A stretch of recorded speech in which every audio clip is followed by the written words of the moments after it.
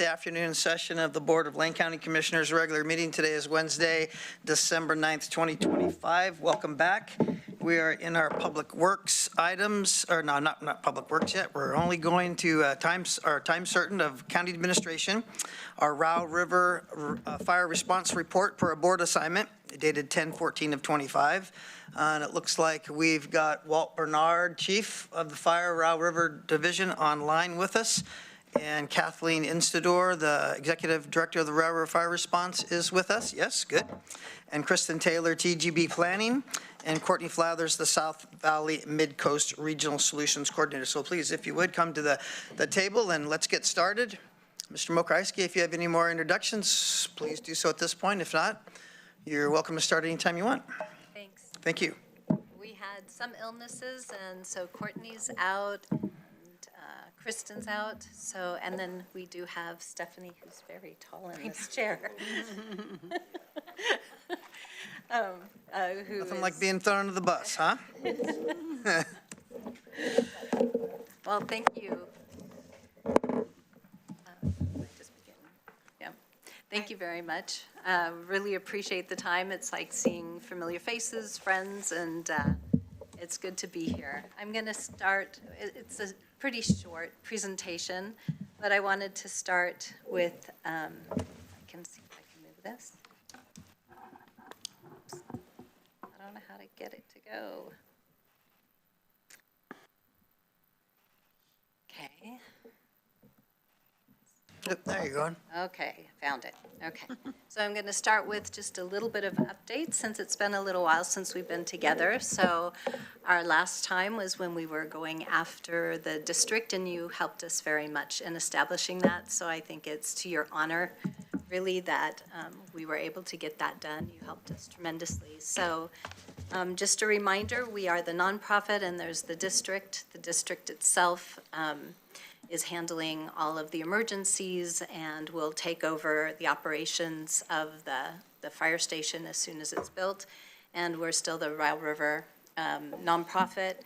We're working on mostly on defensible space, helping the community, and also getting the construction of the fire station done. So these are photos of training. Please don't be alarmed at some of them, but this is probably best introduced by Walt if he's free and comfortable to talk about it. But it's really that they've been going through regular trainings for emergency medical response, structure, and wildland firefighting. They've replied up to, from the beginning of the year to November 10th, 52 responses for fire calls, and that's both within the district and mutual aid. So you've invested in a very fine group of people who've performed well. Walt, did you want to share anything about the district?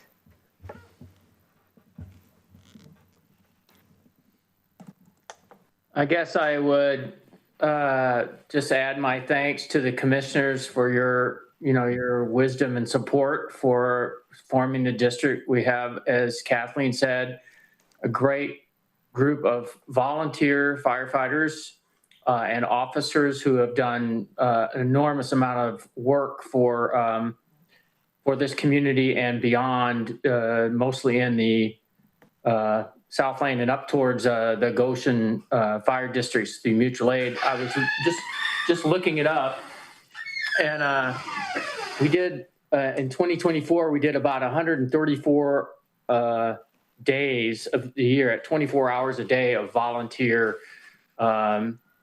response hours. It's training hours, and at this point we have completed all the necessary trainings to be DPSST certified firefighters to the same level as any professional organization. And last weekend we finished emergency medical response, and so we're going to be applying for licenses there. So I'm really proud of the firefighters that stuck it out and are doing this for the community. Thank you. Yes, it's amazing. Really, it's amazing, and it's all really because we came to you and asked for assistance, and you guys stood by us. So thank you so much. Some unexpected multipliers is the community itself. It has been transformed. It's an amazing thing to see. As you can see, we have a group of people that are part of our neighborhood teams. They volunteer and just help. Right now, they're clearing up, in this case, the church, which is used kind of as a community structure right now. We've had neighborhood teams also help neighbors who have disabilities and helping them. So it's a very exciting thing. They're very involved. As a matter of fact, too, I think our average meeting size is average is 105. So we have all the way up to 150 plus people. And then when we do think tanks and try to figure out solutions within the community, we have 25 to 35 people. So it's very exciting to see how well that they're invested in it. We have a lot of communication. I have given to you through some format, so it's coming to you, a little newspaper that we put out, which is a Route River Review. This is the most recent, hot off the press, November, January. So those happen 6 times a year. In addition, with the help of Oregon State Fire Marshal, we have our equipment now, which is what we work in a defensible space, clearing out the community. And you'll see a little mobile tool shed. There's a dump trailer and then a small commercial-sized chipper, which we have people training to use. And so we're going to continue the good work as far as defensible space. In addition to that, the nonprofit has joined forces with Lane County Emergency Management, OEM. All of these here have either donated funds or grants, or donated time and training, which is very exciting, such as tips. And so our community is getting involved not only through the fire district, but also beyond that, helping the community. We also have a strong and growing base of donors, which are right within our area, which has been very exciting, and we're very thankful for them.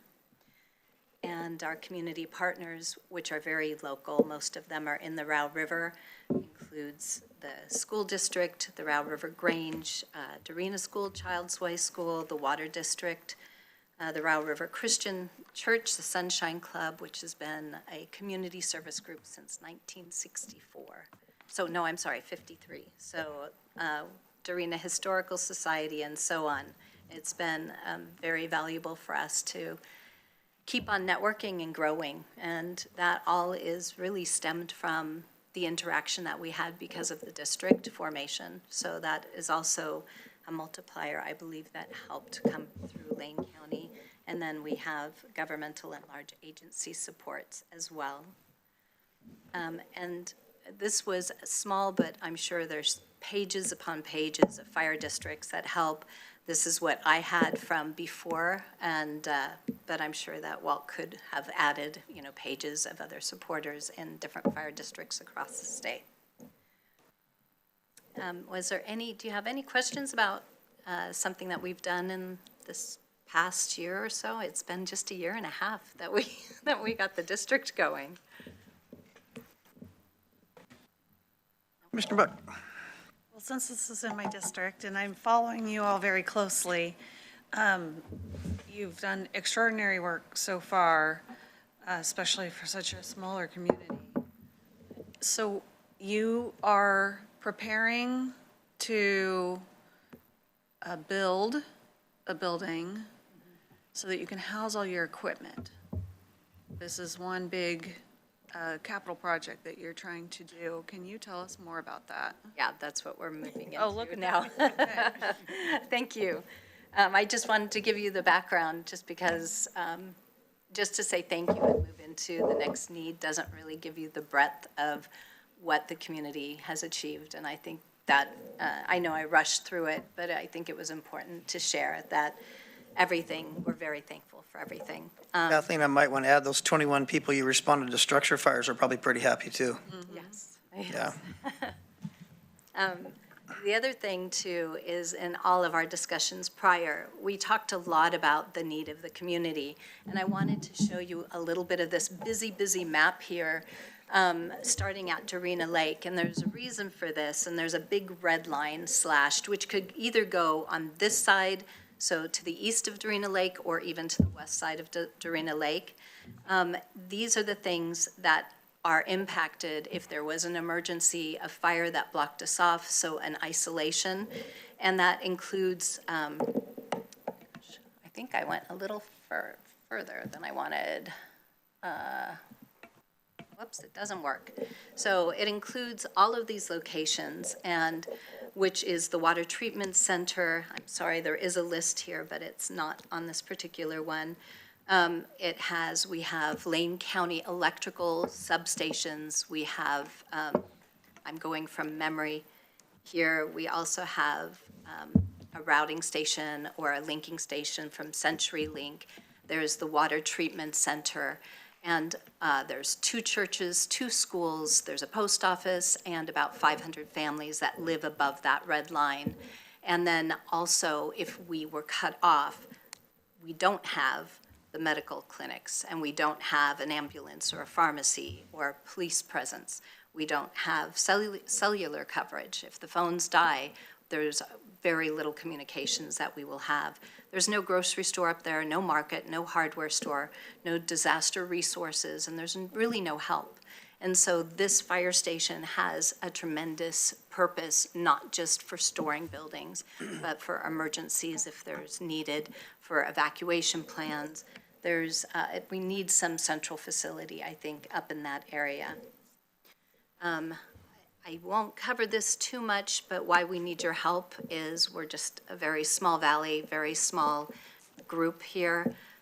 We are unincorporated. We're part of Lane County, but we don't have any municipal buildings or departments to help, except for Lane County. We don't have the administrative or technical capacity, and there's a lot of work that we're doing here. Plus, of course, the danger of that community and the fact that we've had run a formal income survey, which places our community at 57.99% low to medium income. So the fire stations, we have this beautiful 35-acre property that was donated by a resident in our area, and we've gone through the special use permit. We've gone through the environmental aspects, so a phase 1. We've looked at watershed. We've investigated traffic analysis reports. There's a ton of work that we've already done, but we haven't hit shovel ready yet. And that's really the key area. And I'm coupling this with the Diston Station. And this Diston Station is way up by the National Forest. And this is a small station which doesn't require federal funding. We actually have the funding available to build this, but they won't give us the funding until we're shovel ready. So we have the same issue with both buildings. When we look at both of them, there's a couple things in common. They're both about 35 acres. The one little triangle you're seeing for the Diston Station is a small little, this is donated by Weyerhaeuser, is a 3-acre plot for the station, but it actually has another bit of the property which lands 4 miles. It actually meets up with the trailhead of the Culp Creek Trailhead from the Row River Trail. And so there's a lot of houses there. So we're really happy to have this because we're able to clear those areas to allow the fire trucks to get into those places so we can clear easements. But both of these properties require that early stage of pre-construction. We do have, as I said, the shovel readiness is our big problem for both of these. Roundhouse, Woodard Foundation, Ford Family, Oregon Community, and Oregon Disaster Funding all have given indications, if not commitments, that they will give us funding to build that Diston Station if we had the shovel ready, but they won't do it without. It's not within their charter, I suppose. And we've looked through other options. There's some federal grants that we can go after, but they're highly competitive, like the TAT, the Community Facilities Technical Assistant grants. And so we're kind of in this weird hiatus where we have a lot of support. I won't go through all the work that we've done, but a lot of support with both the CDS, the congressional group, We have prepared so much for both FEMA grant as one option or the USDA. They both have very distinctive requirements, and we've been fulfilling all of those requirements. And yet, they're not interested in funding unless the lottery, the Ways and Means Committee, they also want shovel-ready. The federal government wants shovel-ready, and the private donors want shovel-ready. So our request for you is twofold. One is there is a financial request to help us get past that point, and then there's administrative assistance. So here's a brief one, which would have been presented by our planning consultant. She's not here today, so I'll have to muster through. But as you know, the pre-construction is very, very important. This is for site survey and geotechnical analysis, civil engineering, architectural plans, structural engineering plans, electrical plumbing, design, permitting, and approval. These are both forest F2 service properties that have been changed over. So everything from the infrastructure, getting electrical there, getting the plumbing, the water there, it all has to be done. So all of that is part of our shovel readiness. If you look at it, the fees to get to shovel ready for both of these is about $230,000 is what we're hoping that we can get from Lane County today.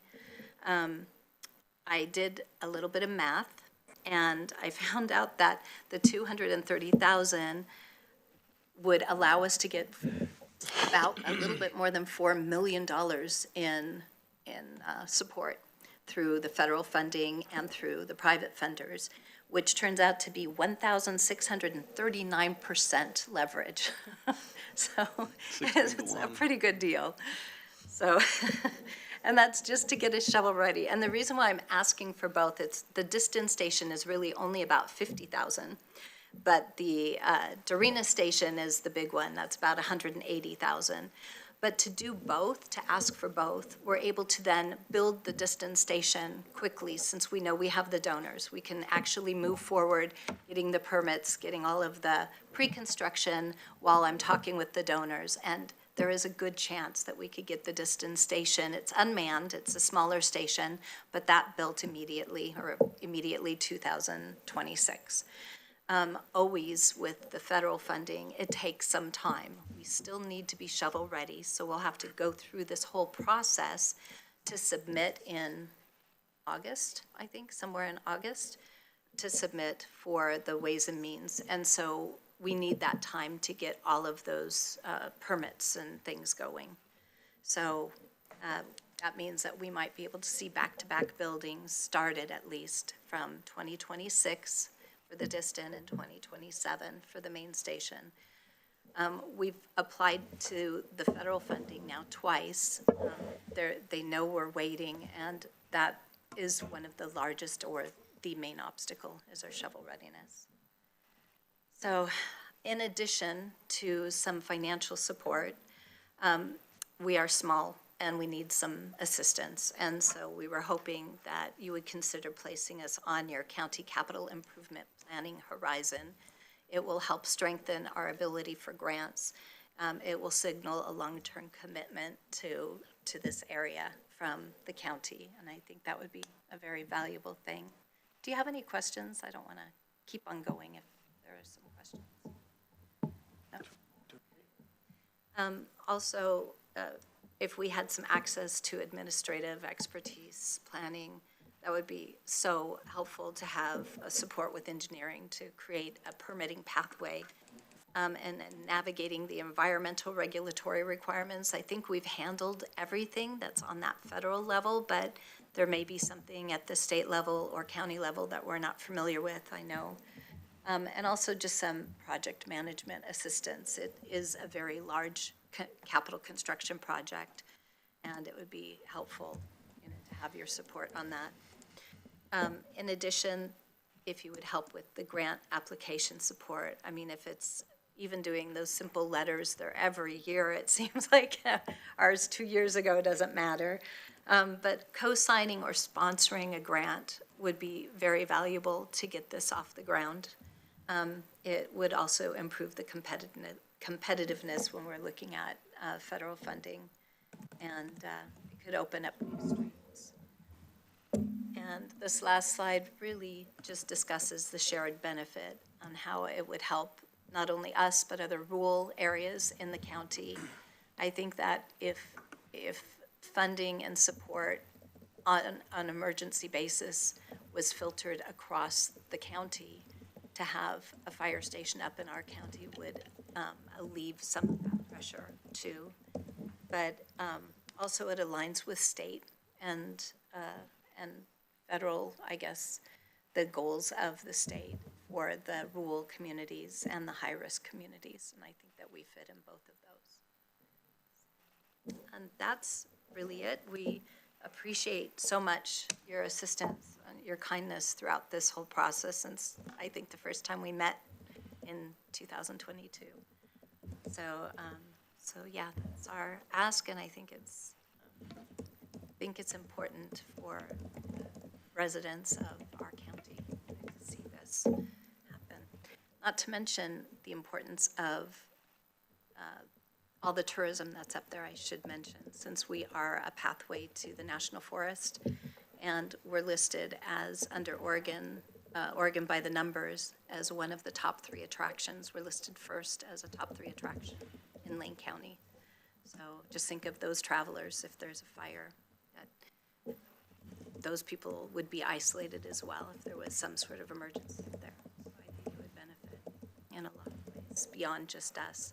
As well as, one last thing, we are the sole supplier of water for the city of Cottage Grove. So that adds some importance as well to that area. It's a real valuable area, I've found. So, what do you want to say? All right, well, thank you very much. Stephanie, nothing to add? I don't think so. I think Kathleen covered it very well. I guess I'm just moral support today. That's great.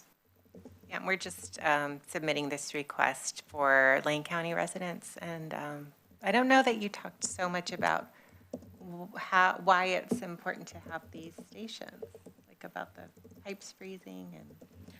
Right, I think they've heard that, but They've heard yes, that, okay. please tell them, just I to don't know. remind them.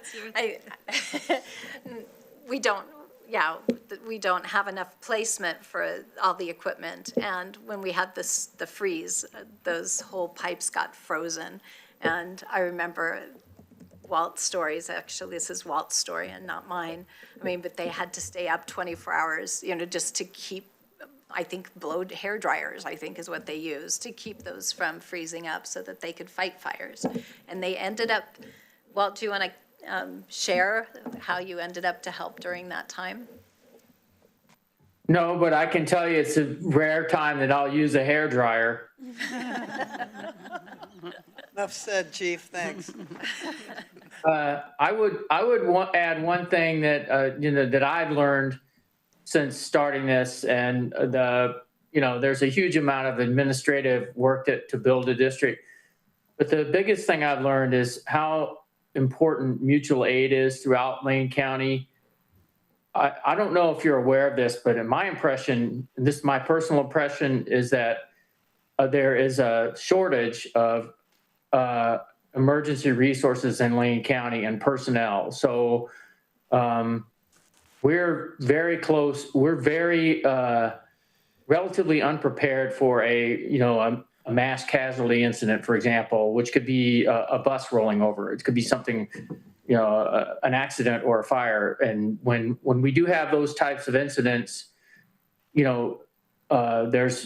everyone is responding out of necessity from multiple agencies because there's just not enough people and resources to throw at a fast-moving fire or an incident such as that. So I am in strong agreement about the need for more locations throughout the county, and I think that's one of the biggest benefits that we offer to the besides our community is we do a significant amount of mutual aid responses into Cottage Grove, into the South Lane District and beyond. For example, last night we had a mutual aid structure fire that we went down there for. So, that that allows their firefighters to jump on a fire. We can supply the water, or we can backfill positions back and forth so that if a group of people moves up to north, we can kind of fill in for the resources and vice versa. I never realized that the situation was that tight. I will put it that way. And I'll take any questions you have about operations if you're interested. All right, well, thank you. To the board, any questions or comments for the staff here that's presented the Round River Fire Report? Yeah, Commissioner Buck, please. Thank you, by the way. I appreciate all the work that you've been doing over the years. I know you got other folks in the audience with you, so thank you as well. And to all the volunteers, because I know you're all volunteers. You'd be doing anything else with your time, but you know how important this is. When this was first presented to us, it was made clear at the time that without this type of service in the area, the county holds a large amount of liability because it is not otherwise covered by any other wildfire response agency. So the liability avoidance for supporting these wonderful people and their work is a huge return for all of that we've put into it. It's great to hear that you've got funding lined up, at least for one station, but you just need that $230,000 to get you there. And I can't see why there isn't a way that we can't help support you to reach that goal. You know, resources are hard these days. But I would love to be able to work with our grants team or policy team and figure out if there's any way that we can help you get to that point so that you can utilize all that additional funding that you have worked so hard to get into the queue. So I may follow up with, you know, a work item in the meeting later about how we can work together to get you there. I know that there's no magic bucket of money available, but we do have a great team of experts, and I just can't see how we would not want to help support your efforts, even if I have to market it as pure liability avoidance alone. But it really is more than that. It's really to reward you for all your fantastic work and how we want to be partners even in our smaller rural communities.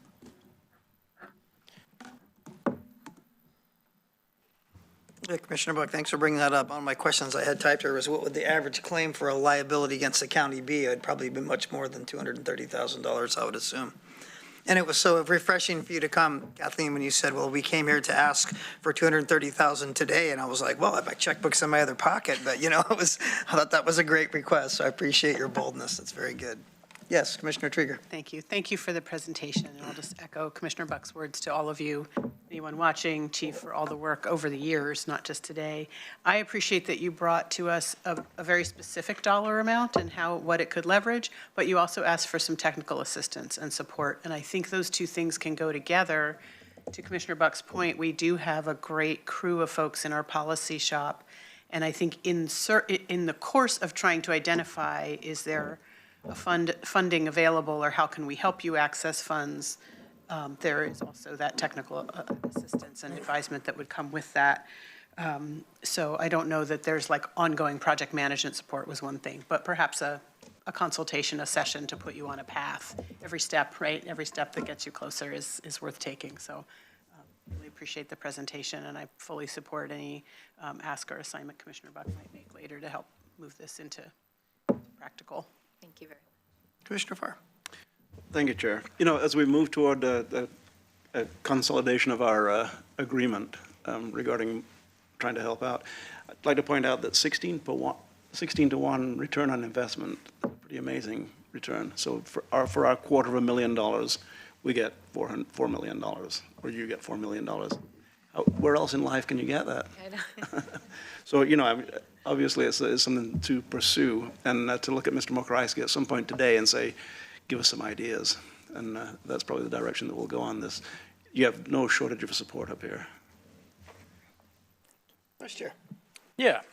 I will reiterate some of the things that were said there. I do want to just start with, it's really cool you guys are doing defensible space. I mean, starting at the very beginning, it shows how dedicated you are to this whole process. You've kind of started your own little Firewise system, so I think that's great.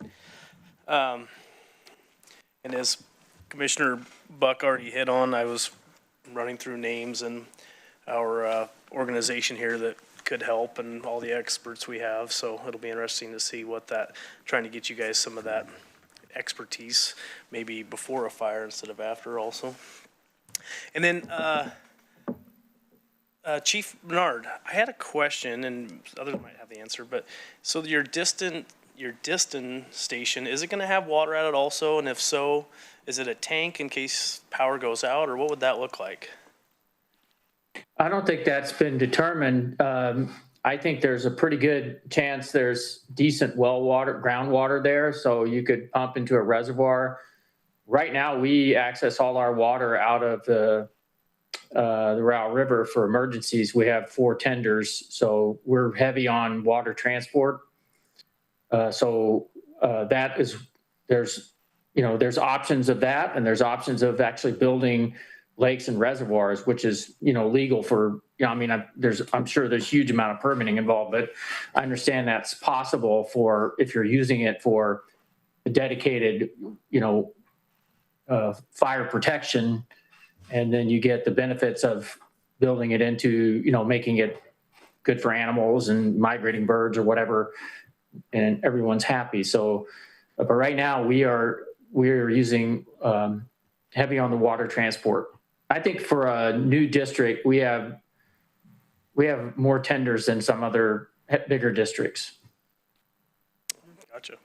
I was just in my head, I was thinking something along the McKenzie River model with the big tanks at the stations that we fill, and Right. you have the gravity feed, so if you do lose power or something, you can pull out of that. So, excellent. Well, it looks like we're covering everything. Thanks, Chief. Chief, when you were, Thank you. go ahead. When you were saying that about groundwater and reservoirs, it reminded me that Deschutes County has built that, is Tanger, I think it was the pond they built. It was originally designed for a higher end neighborhood to surround a lake shaped like a water ski lake. But they've got it permitted through the process because it became emergency water storage for firefighting. So I don't know if the Row River Fire Response Team wants to get into tourism at all, but it seemed to work for Deschutes County. It might be an avenue to do that because I'm, for one, always looking for a great tournament water ski lake, but that's just my thing. So perhaps that could work for you. So any other comments? Well, again, thank you for your specific, yes, go ahead. Oh, Commissioner Buck, go ahead. I just, for expectation purposes, tomorrow morning is when we'll talk about potential assignments. So we'll be in touch, at least I know I'll be in touch with you. All right, well, I guess that wraps us up. Thank you again. I'm sorry for those that were sick. Tell them to get better, and hopefully we'll see them again soon. Thanks. Chief? There's cookies. Oh, and you brought Thank you. cookies. That was yours. I was disappointed that. Oh, well, where's the checkbook? We're writing a check right now for cookies. Come on, right? Chief, thanks for your time and your expertise, sir. Appreciate all you're doing, and thanks for responding to that fire last Have a night. great day. Yeah, take care. Thanks, Commissioners. All right, our next item is our item 10B, which is a work session to explore the public safety funding levels for the district attorney's office. This was also per a board assignment dated on 10/21. With us is our incredible district attorney, Mr. Chris Peroza, and Jessica's getting his slides already. So, DA Peroza, anytime you're ready to start, Mr. Mokryski, if you have an introduction or anything to say. I kicked off the last one and just said the last one we had last week with the sheriff was part 1. This is part 2. So the DA will talk about needs in the district attorney's office that would be supported regarding criminal prosecution that would be supported by additional revenue. Again, we talk about two different budget challenges. One are, expenses growing faster than revenue. Everyone's dealing with that issue, and we're going to talk about that on December 16th. This issue, however, is related to the second challenge Lane County faces, which is unique to Lane County. We have an artificially low permanent property tax rate, which puts particular services in our public safety system, such as the sheriff and district attorney, being significantly underfunded compared to our comparable counties. So that's what we're seeking to have a conversation with the board and the community about, and I'll turn it over to the DA to walk you through that. Perfect. Well, thank you all for having me today. I got a pop up here. Sorry I couldn't make it last Tuesday. My schedule had a conflict in it. I had to be over at the District Attorneys Association meeting. I was actually presenting on Criminal Justice Commission related materials to that group, so I couldn't avoid that. I do. We're getting there. So I wish I could have presented with the sheriff and frankly seen his presentation as well. We're efforting to pull up our presentation here, but I'll get right into that once we get there. I'm going to focus my attention today largely on our criminal division, as the criminal division not only is the division of the district attorney's office that most of our public thinks of when they think of the district attorney's office, it's also the division that is ultimately impacted the most by fluctuations in our budgets over time. So whenever we have times where there is a shortfall in the general fund and the district attorney's office sees budget cuts, it usually comes from the criminal division, and there are some reasons for that, not the least of which is that with our family law division, we are 2/3 subsidized by the federal government for their services. So the impact, the dollar value that we get for every dollar we spend in that unit goes a lot further, we'll say, because the federal government is picking up a large part of that tab. And then in the medical legal death investigation division, we are basically at minimum level staffings for carrying 24/7, 365 service. And unfortunately, when we cut back on that department specifically, unfortunately, bodies begin to lay out in our community, unfortunately, for longer than we would like to see them be. So I'll jump in to the presentation. As mentioned before, these are our three divisions. Focusing on the criminal division, we are 24 attorneys, criminal division attorneys that do the bulk of our work. There are 5 paralegals, all of whom have assignments that are specifically dedicated to real purposes and problems that we face on a daily basis. One of those paralegals is the employee that we employ for the purpose of deflection, to run deflection out of our office. The 4 others are largely related to things like discovery, which is becoming, and we will talk about in a minute, a real headache for us in our office. To service the 24 attorneys in our office, we have 6 legal secretaries that work with them. These are folks that do all of the various filings for us. They set our grand juries and put out our subpoenas and things like that. They are extremely important. We have 9 office assistants that do all kinds of work for us. Also very important. We are down now to 2 investigators. At one point, we were running with 4, but over time have lost 2 in the criminal division and now have 2 remaining. They're doing a bunch of different things for us, not the least of which is they conduct all of our criminal background checks. They do follow-up investigation and domestic violence and abuse cases, and a number of other things, not the least of which is provide security to the entire criminal division, which is security threats all the time. And then we have 4 victim advocates that we have permanently on staff right now, and that is really low, and you'll see why here momentarily. Looking at the criminal division, and this last year, we had 6,560 cases referred to us by law enforcement. That's a huge number. We typically run somewhere between 5,000 and 6,000 criminal referrals a year from our 11 different police agencies here in Lane County. Of those, we filed 4,840 cases, which is about 73, almost 74% of the cases that came to us.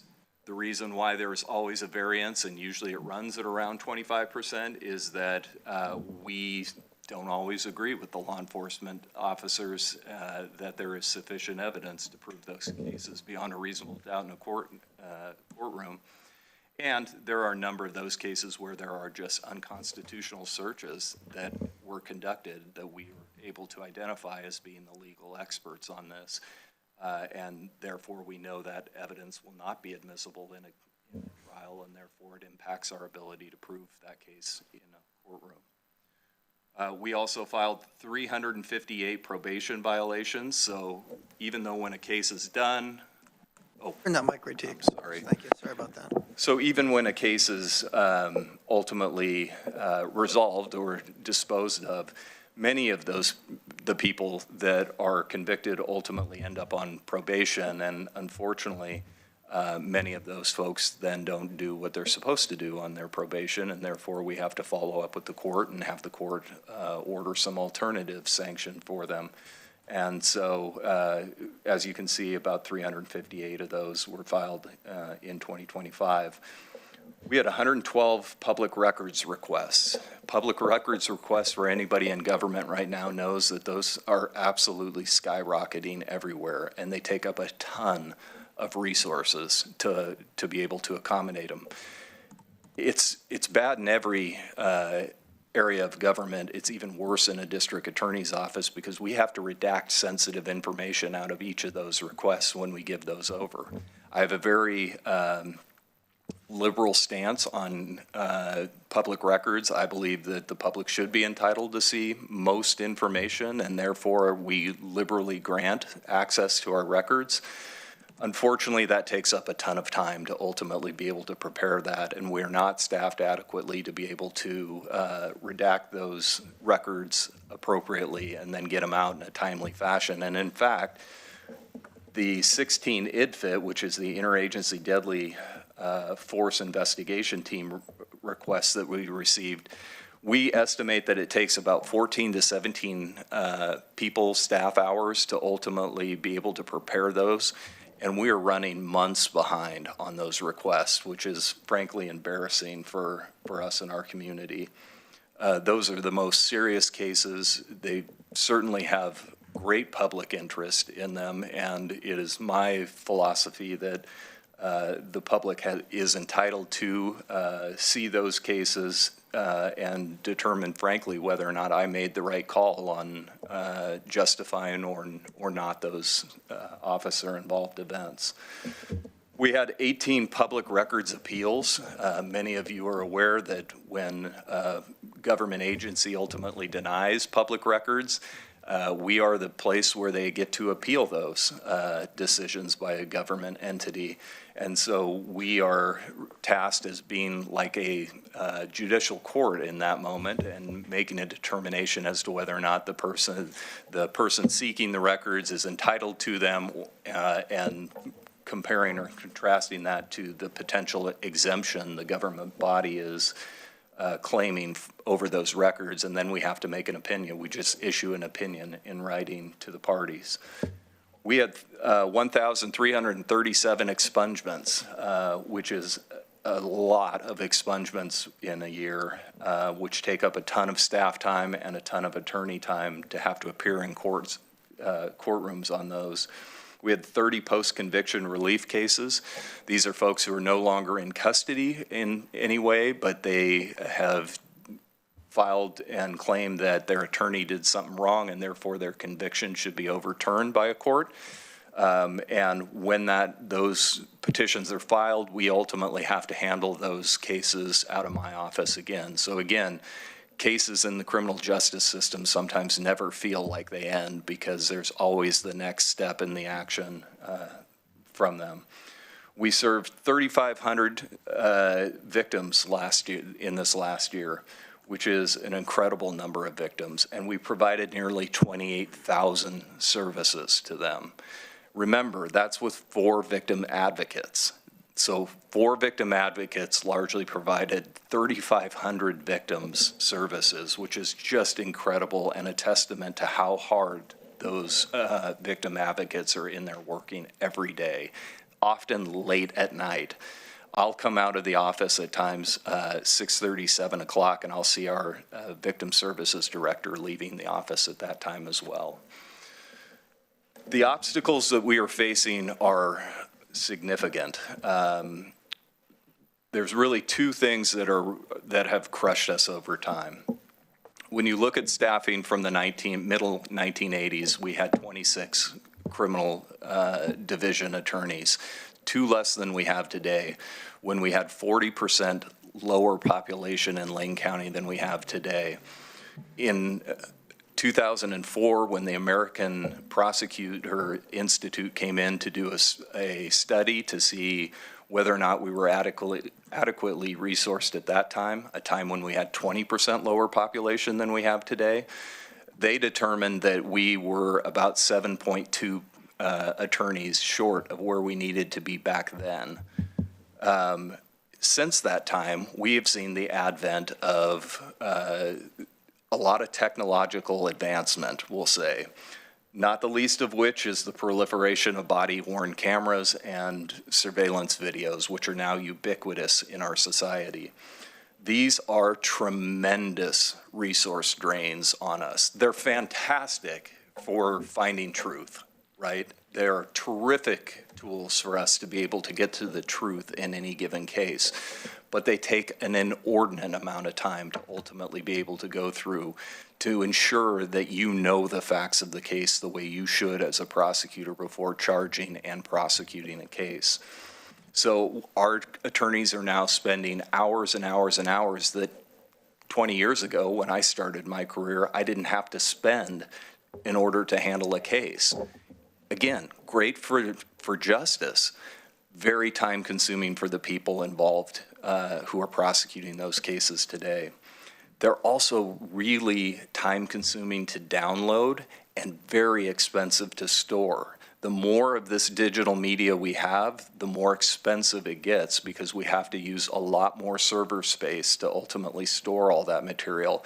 And many of those cases we have to store for 50 years because we're required to by law or because their case is in some state of appeal or the person's still incarcerated and could make an appeal claim at any time.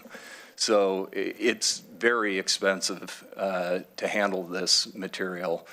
And then it takes a ton of time. Each of those videos that we have, even if they're really wonderful pieces of evidence for us, may contain within them statements or other material that is just not admissible within a court setting, right? Because it has some inappropriate statements that were made by a suspect or maybe by the police themselves that need to be excised before we can use them in court.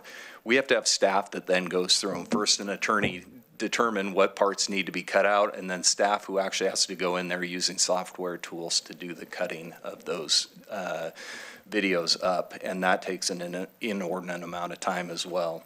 DA Proza, would it be advantageous to have a question or two right now? Of course. Thank you very much. Go ahead, Commissioner Trieger. Thank you. Just a quick question. It's sort of for a future agenda item, but while I'm thinking of it, were the county to start using automated license plate readers, would that footage come under your office? Any of that would be used in a criminal case by law enforcement as evidence in their case would absolutely come to us as part of their case file. And that would be more digital media we'd have to store, of course. Commissioner Farr, one more. I'm sorry, On Mr. those Weeks. same lines, DA Pearl, excuse me. The surveillance videos that you mentioned under voluminous discovery, does that include private surveillance videos like CCT? Oh, yes. And that is proliferated. Absolutely. And all, Every you know. 7-Eleven, for instance, has one. Exactly. Any burglary case that happens today, right, happens in a residential neighborhood, there could be 5 or 6 neighbors who have Ring cameras or Nest cameras that ultimately capture some of or all of the crime on their, their personal storage units. Law enforcement are now collecting all of that, of course, because it helps in identifying who the perpetrators are and things of that nature. All of that digital material has to be stored, sent over from the police department to the district attorney's office. We have to discover that onto the defense attorneys. And then, we may have to hold on to that for years and years and years. They make it seem so easy on the English police serials. It's like, It's not always like they show on TV, as it turns that's out. what I suspected. Just throws it up on his laptop. The other thing that we are facing is a lot of liberalized standards, both from legislative changes, but also from our courts of appeals, who have both kind of changed the way criminal law is practiced in the state of Oregon over the last 10 years. We have a number of legal rules around discovery that have made it far more tedious to be able to get all the information that a defense attorney is entitled to them. Specifically, they have expanded the window of things that we now have to provide to them. And they provide real sanctions to us in our cases if we fail to meet those obligations. So we absolutely have to be on them, or we could run the risk of having legitimate cases with real victims ultimately just thrown out of court, or have the office itself ultimately sanctioned by the court in some way. So discovery has become the bane of our existence in the district attorney's office, not because we don't want to give the defense all the material that they're entitled to, but tracking what's in a case to begin with can be a full-time job for attorneys and paralegals, but then making sure that we get that material from the police agencies and turn it over is just extremely time-consuming. Our paralegals, as I said, very, very capable people. They are doing that basically all day, every day, and we still have mistakes being made in our courtrooms. Wherein the defense is asking for material that was not provided, that they were able to uncover, should have been part of the file. We didn't know about it, didn't think to ask the police agency, and the police agency didn't turn it over. At the end of the day, we're responsible to have and turn over everything that's in the police agency's custody and control. The court treats it as if it were in our custody and control, and so we are to blame when ultimately those failures occur. Expungements, we talked about earlier, we had over 1,300 of them this last year. That's a 400% increase since 2022, when the standards for set-asides and expungements were liberalized. We used to average around 330 a year before that. We now get routinely about 1,300 to 1,400 expungements a year.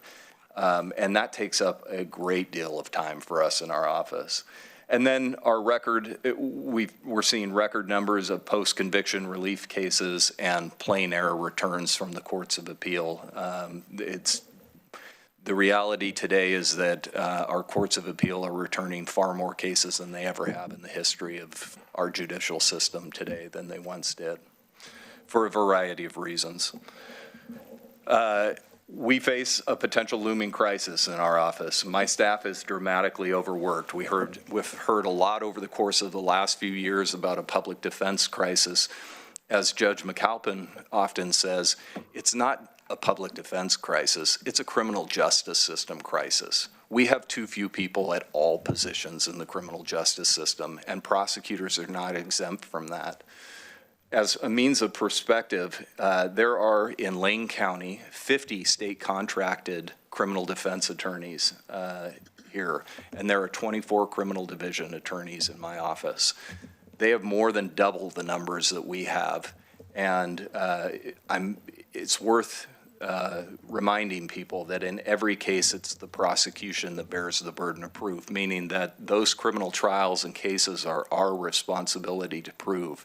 A defense attorney doesn't have to walk in there and do a single thing in a case, but the prosecutor does. They have to absolutely prove the case beyond a reasonable doubt in order for that person to be found guilty.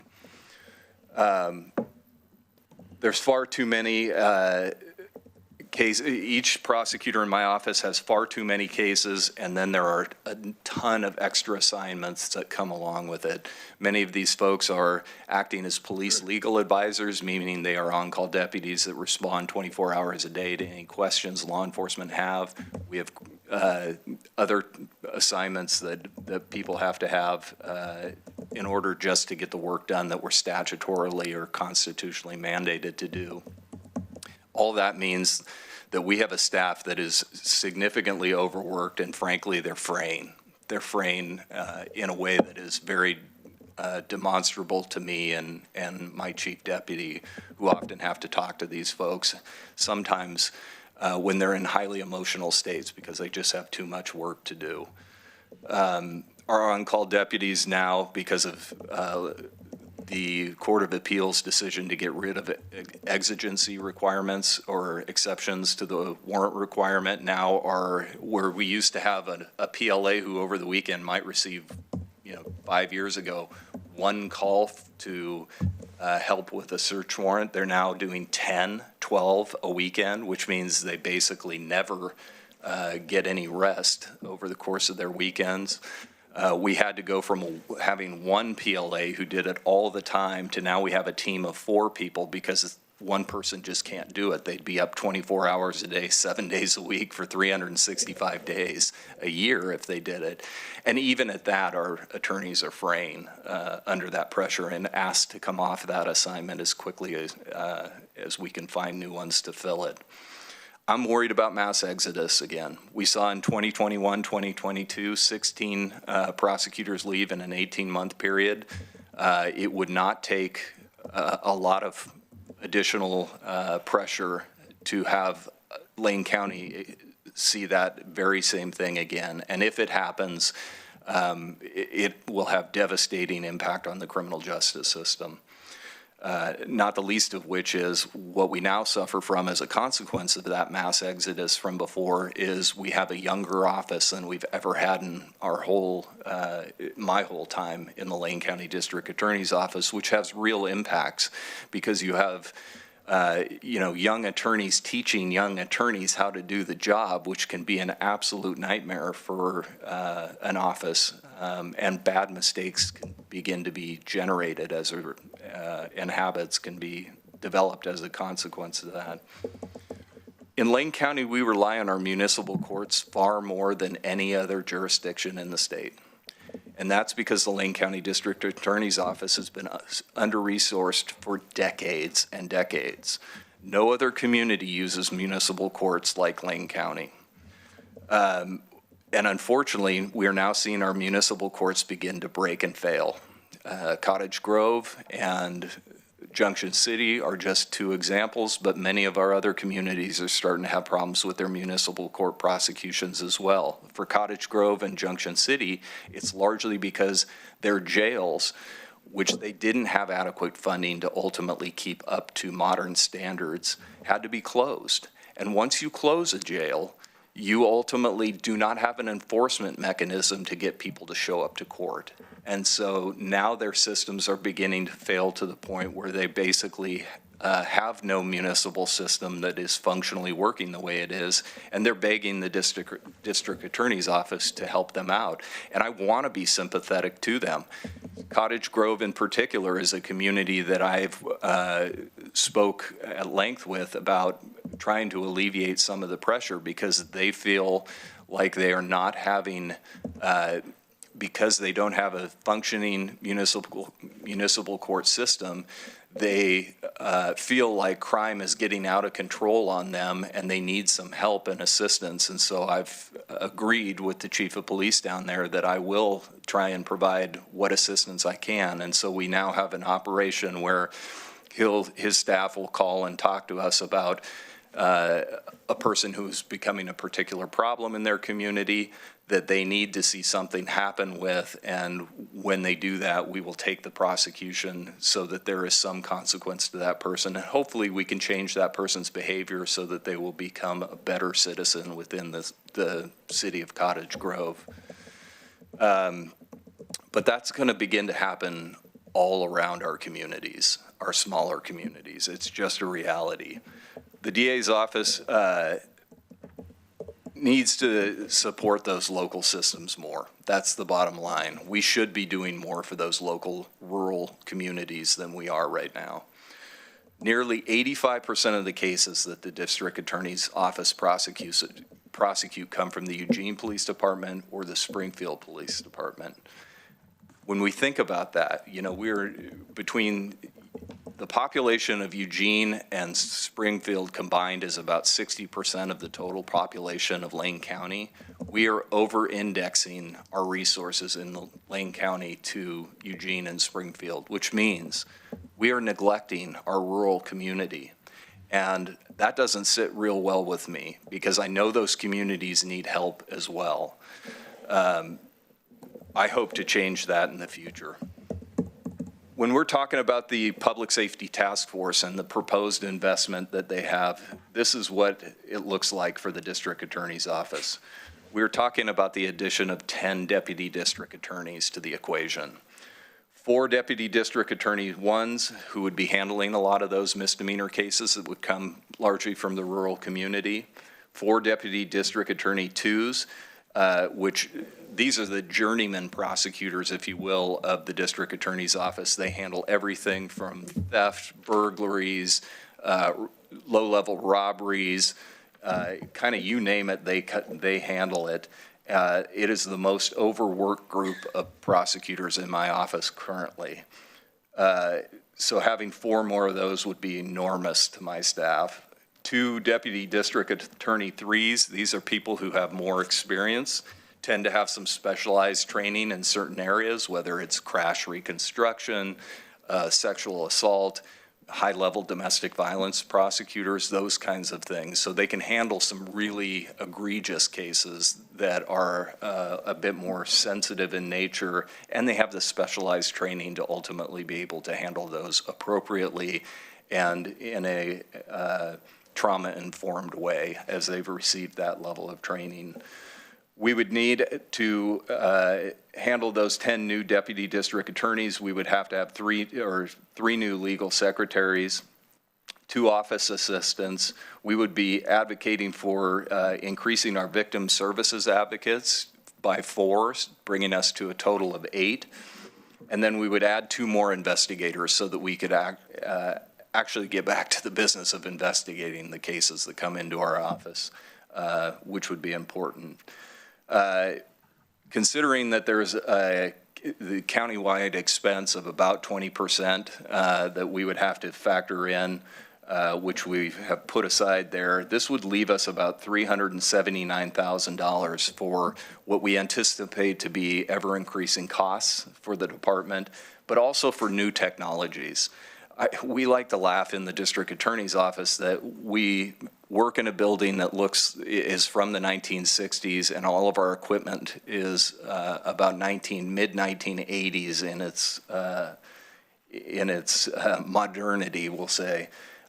We need more technology, and in fact, more to bring to the courtroom as well, because our presentations look the same as they did when I started my career more than 20 years ago, and jurors today just expect that we're going to have better presentations before them than we do.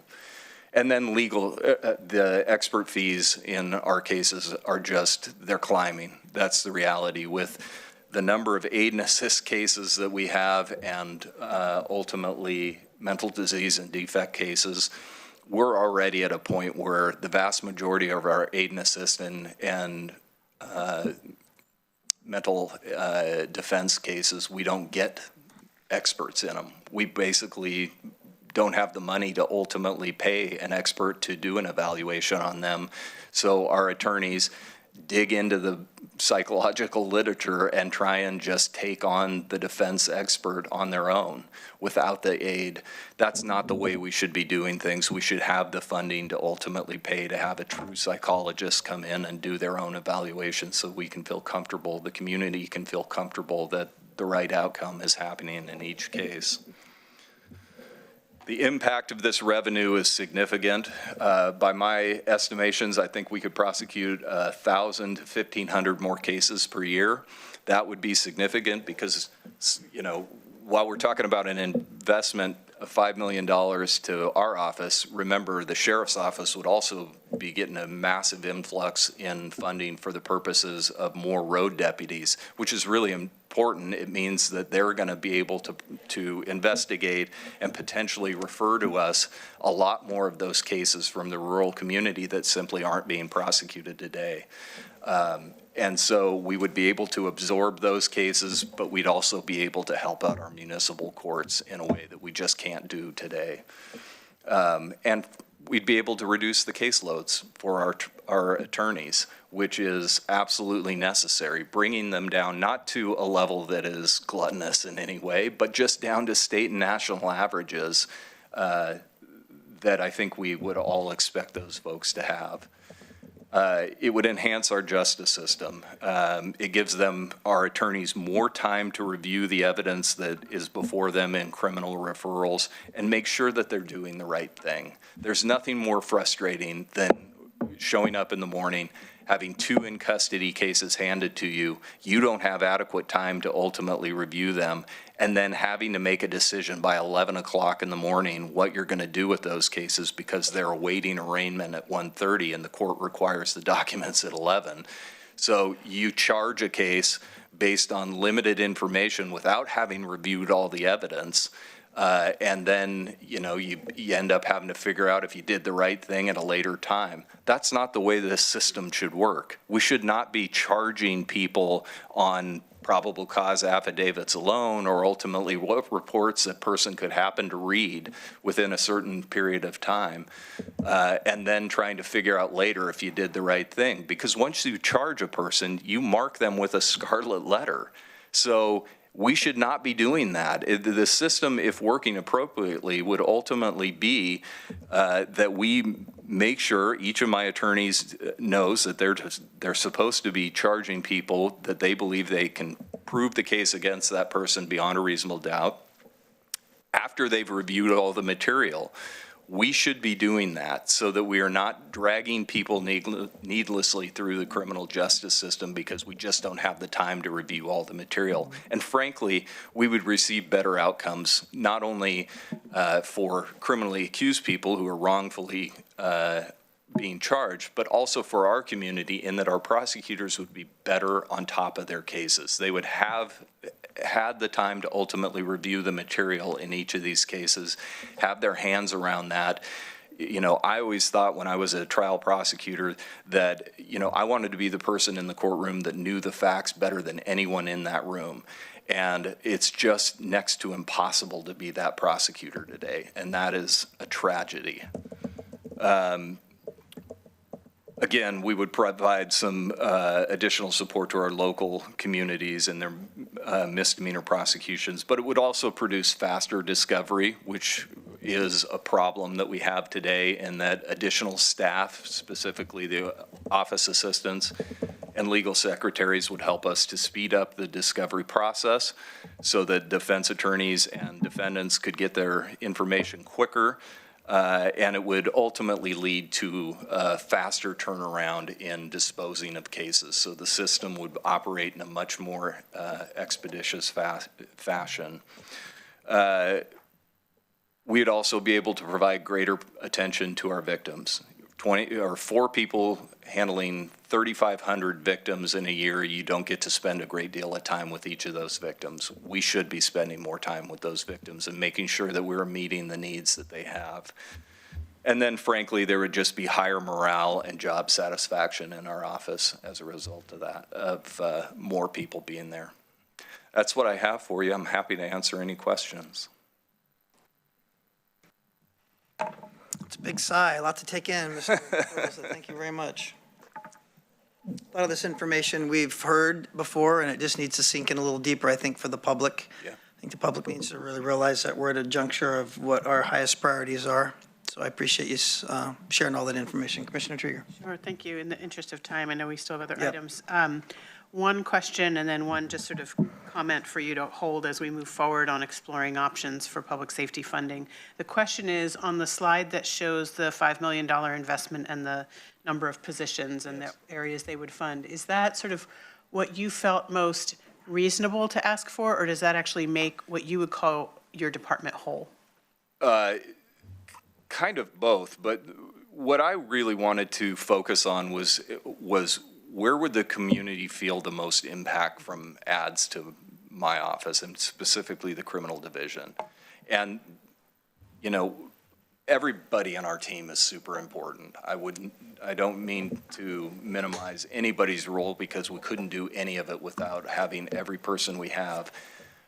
But we need more attorney help specifically. They're the ones that ultimately have to make the very important decisions on each of the cases, and then they're the only ones who can sign the legal documents that are necessary, have done the legal research to understand whether or not they're filing meritorious motions and things of that nature, and then they're the ones who go into the courtroom and ultimately prosecute and handle those cases. And really the greatest impact to our community, which is what I'm focusing on, would come by adding additional deputy district attorneys to the office. Great, thank you.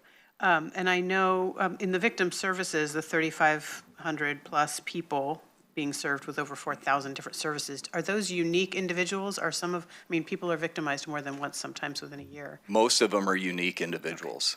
There certainly are cases where a person's a victim multiple times, even in a given year. But most of them are individual people that, you know, this is their first time with the criminal justice system. And so that kind of goes to, and at the sheriff's presentation, we talked about, these presentations are really sort of some level setting and background to help us think about, and we'll have support from polling and consultants about how to shape what kind of messaging for whatever mechanism we might pursue to increase funding.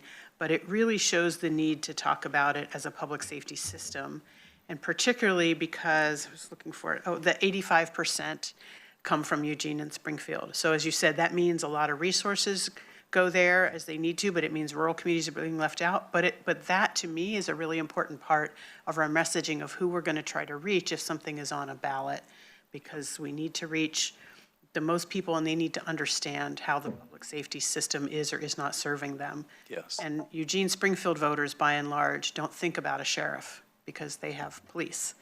And we're in a really different time. When we first passed the levy, it was responsive to headlines about early releases. And so the general public saw that, including people in the metro area, as a risk to them. And they were responsive to that, and they wanted to provide funding to keep the jail beds sufficient, or at least less insufficient. This is why I think our important message will be about our public safety system. And we are in a different time now than when we first passed that levy, where these issues around crime and behavior, the intersection of behavioral health and addiction and criminality, is much more understood. And so I think your work and the messages and the services you can deliver for the dollars are going to be a really important part of our conversation with the community if we go out to them for funding. So thank you. This is really helpful. Commissioner Farr. Thank you, Chair. You know, Chair Lovell alluded to the fact that we've heard all of this before. Kind of we have here and there, but never in such a concise and well put forward presentation. D.A. Perosa, excuse me. I keep saying Perlo. I said that for so many years. I'll answer.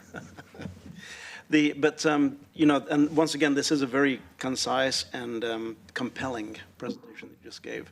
And when Commissioner Trieger is talking about how do we gain public both acceptance and trust in the presentation, these are the numbers that really adhere to people's conscience. I look at the proposed investment and then the impact of the additional revenue. You do the ratios on that, and it's a good return on the investment, a really good return on the investment. And your statement is that these impacts are not gluttonous in any way. You're not asking for the moon. You're asking just to bring it up to a certain parity where it will be recognizable. For instance, 1,000 to 1,500 more cases a year, that's pretty significant. And that doesn't even allude to the fact that your existent attorneys would simply have more time to more thoroughly prosecute cases and be more confident when the arraignment is at 1 o'clock and they have to turn it in by 11 o'clock. So it goes a long way. DA Perosa. This is a really well-done presentation. I've taken it all down, taken lots of notes, and this will help us as we move forward, determining how are we going to fund our entire public safety system, which your office is an integral part of. And your office is, once again, as Commissioner Trieger alluded to, people inside the city limits don't necessarily think about the sheriff's department, but everybody, whether they know it or not, thinks about your department. Thank you. Mr. Yes, thanks, DA Perosa. You know, you hit on a lot of things that really resonate. I mean, just the first one, it feels like these cases never end. I mean, it's true when you think about it, and the appeals that come, and you see work stacking up and work not going away. I know that's very frustrating, so I just want you and all your staff to know that you are truly appreciated.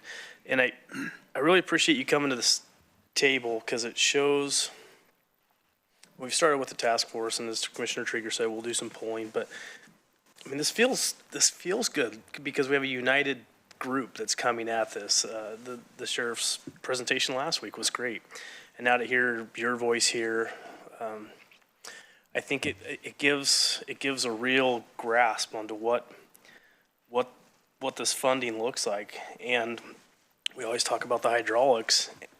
I don't know if we can talk about it enough. It's just so true. We need that in order for this to work and for this to work. So I appreciate you being here, and we're going to keep slogging away at this, because I think we can do better.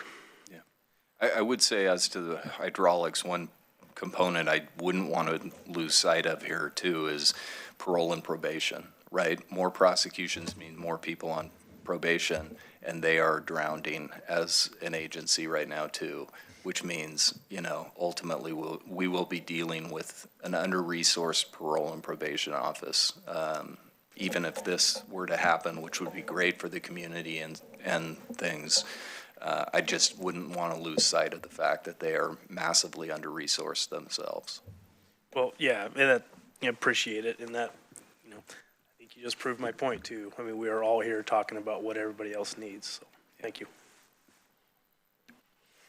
I concur with my colleagues. I'm not sure I need to repeat that, but this is exactly what I had hoped for when we were going to dive deep into work sessions as a result of the Public Safety Task Force.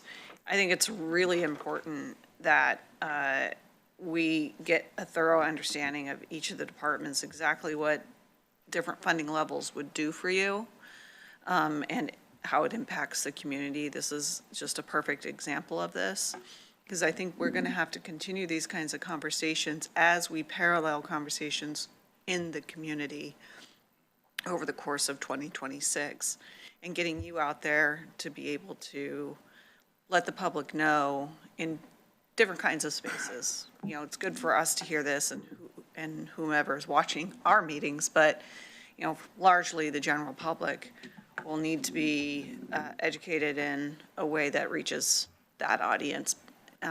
But you're the perfect messenger. So I know, I'm confident that once they hear the information, it will click, but we just have to take the time to do that. I agree.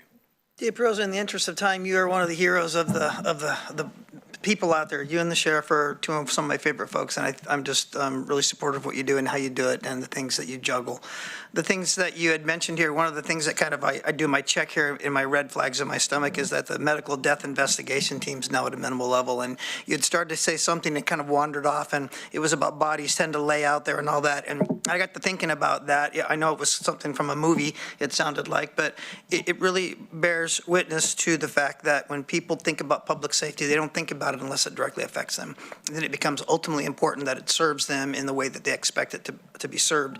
And I think that's where we're at in this whole complex problem of finding funding is what do people actually really prioritize if it affects them directly in the daily lives. And I think that's where we're going to be, and those choices are going to be really hard. But I hope that we keep our community safe, and I hope that's our highest priority, because it certainly is mine, and I'm behind you 100%.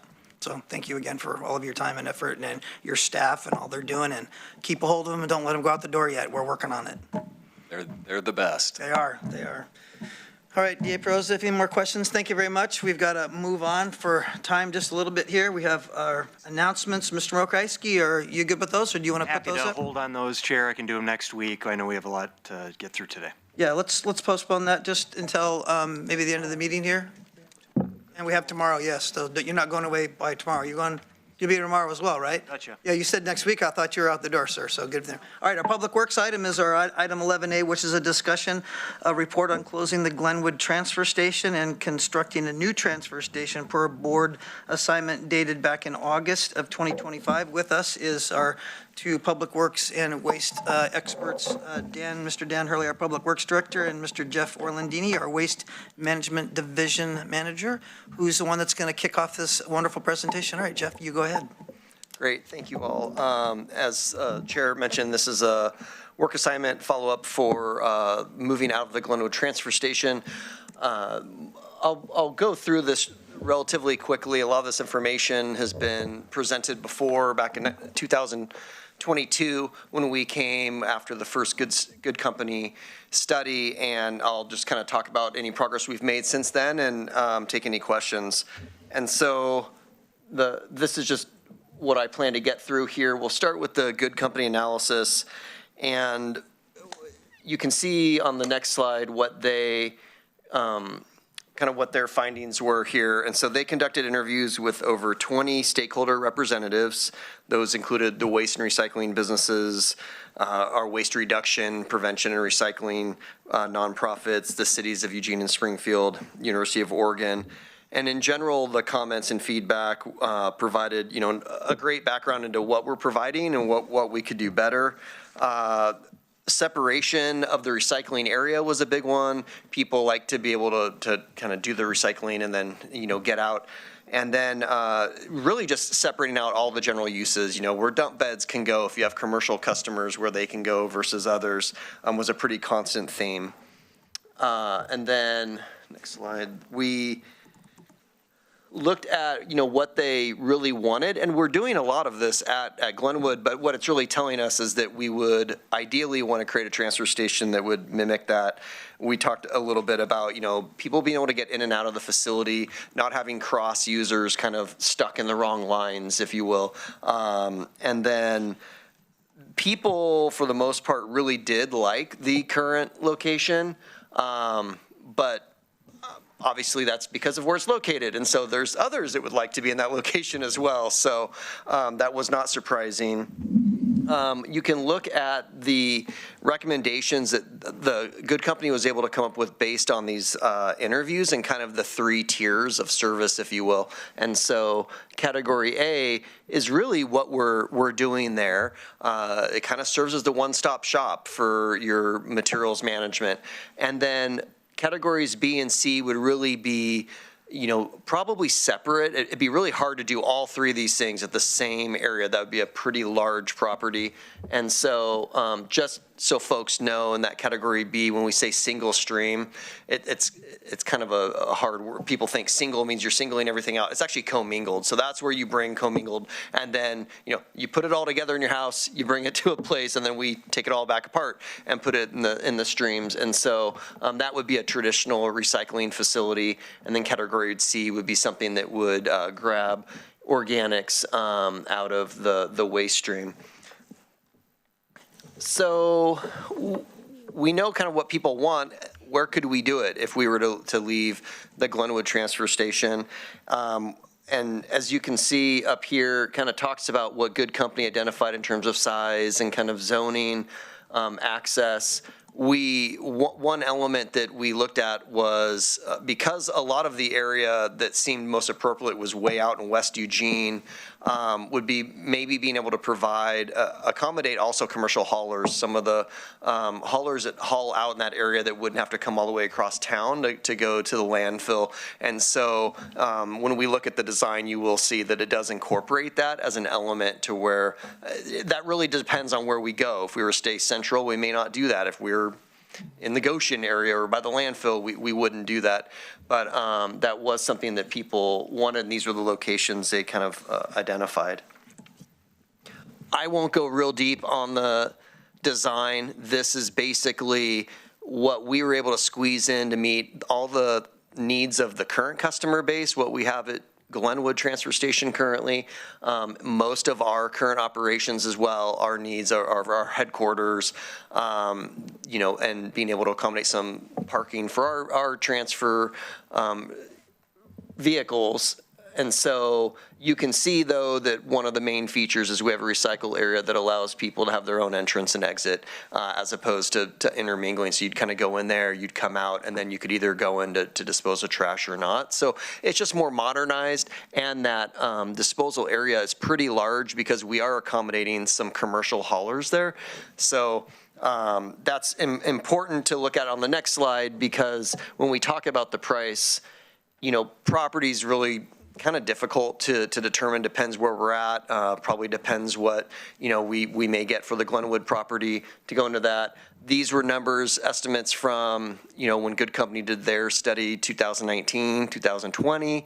And then the construction, the caveat is as high as 57.7 million. This is such a general basic design plan that it's hard to get really firm construction costs. That could be as low as probably the mid-30s. Again, if you weren't doing things like accommodating commercial haulers and maybe could shrink that footprint a little bit, and just really depending on when we decide to construct, and right now is the cheapest time. So it probably won't go down in the next few years. There are some other options that would be possible. I know in 2022, the board preferred one option, kind of mimicking Glenwood, but also said, don't completely discount maybe two. At that time, we were talking about two smaller transfer stations on opposite kind of parts of the area, maybe one out in Eugene, West Eugene, and one over in Springfield. We realized that would be very cost prohibitive, but, if you want to do something like one recycle building, a facility just for recyclables and a facility somewhere else just for waste, you could do that. It's not as convenient and would really only make sense if you already owned a property that you could do for one of those, right? Otherwise, we wouldn't recommend that because of the cost of purchasing two properties and then developing on two. And then the other would just be to close the Glenwood transfer station and try to enhance existing transfer stations and just lose that access in the center of the metropolitan area and have to use transfer stations like Veneta or Creswell. Not an ideal, especially at Veneta. There's not a lot of room to expand there. And Creswell, and it's quite a drive for folks, not really used to that. They're used to a certain level of service that wouldn't be provided if we weren't in the Eugene or Springfield area. And so that is a very brief overview of where we're at. So to recap, we've done a general design to get us a construction range, I would say, and then we know what customers and our partners want, and we know what we need in terms of access to a facility for our operations and for those of others. Take any questions. Wow, that was briefer than we expected. Thank you, Mr. Orlandini. Appreciate that very much. Commissioner Farr. Thank you. First, a question, but first an acknowledgement. I'd like to acknowledge that Springfield Mayor Sean Van Der Gordon is with us, and Glenwood Mayor Steve Moe is with us. That's a fact. That being said, I'm looking at the construction estimate, the estimated at 1.1 to 3.5 in Good Company report, very based on the 50.7.7. That's a current estimate. Is that correct? For the construction, the up to 57.7, that was the estimate that it's a different consulting firm gave us within the last few months based on what we want, yes. A lot of work to be done on this, but it's good to see that it's marching forward. Yes. Commissioner Buck. Thank you. So I also, too, get feedback that this is a very convenient location. So I think any place along that little corridor on the freeway is so accessible to all, like, rural communities and the center of Eugene and Springfield emerging. But it's also really constrained. Like, we've kind of outgrown that site. There's more population than there's ever been, more products in the waste stream. It just continually grows. So my question is, because for me, just closing it and not doing anything else is not really an option. What would it take to actually move it? Other than we know we'd have to come up with a boatload of money. But, what are the options for that? Yeah, I think that when we have talked about it the last few years, the most realistic seem to be properties out near that Lane Forest Products out, off of kind of the Beltline, Highway 99 area, both for access and zoning, that a lot of what you have out there industry seems to fit for this. And the other is way out, towards that Target off West 11th and between there and Green Hill. So those are the most logical areas that would be kind of tailor-made or ready to build. We looked at a few that had really great access in and out. Or it would be two, right? It would be going out towards International Paper with one and, out in West Eugene so that you kind of split the difference between the central location. I will add that every consultant we've talked to always says when we look at like the design that we're overbuilding, that what you're building your transfer station to is for Saturday at Glenwood, and that, the other 80% of the time you're overbuilt, right? So I would agree on Saturday, we're very constrained. We feel like it's very much so like we wish it was twice as big. But then they say, so you build the $60 million facility so that you can accommodate people on Saturdays, and then the rest of the week it feels relatively, right size. So we're always pushing and pulling with how we meet the demand during the peak day really with the rest of the usage. I appreciate that. I think the locations either on the west side or the east side are challenging because one end of the county may not travel to the other end just to go to the transfer station, which is why it's so popular in the middle. But I think my question was more pointedly a finance mechanism. What would be the financial mechanism that would even be able to afford this kind of a project? I would say that gets into our next presentation, Commissioner. So the transfer stations are supported by a component of our fees called the system benefit fee, which I'll go into more depth into. And currently, with our budget situation, we're not able to put away money from that system benefit fee for future projects, but that's ideally how we would fund that. But as far as a mechanism to build it in the short term, we would probably need to take out financing of a bond and then be able to pay that back through those fees over time. So currently, we don't really have a side account where we're socking away some money over time or a capital construction account that we would be able to utilize. Okay, thank you. Commissioner Trigger. Thank you. Just a quick question. Do we collect zip code data from householders bringing materials to the Glenwood site? Do we know where people are coming from? Commissioner Farr. Just another question.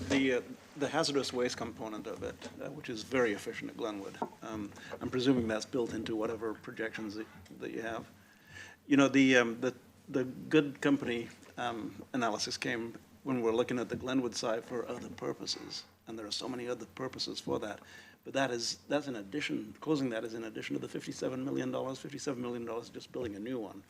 Closing that, the time and expense is on top of that, right? Mm-hmm. It is. How many transfer sites do we have? I'll ask more about this later, but We have 15, Commissioner. 15 transfer sites, and that the system System benefit fee. benefit fee funds those, and I use the one in Veneta quite often.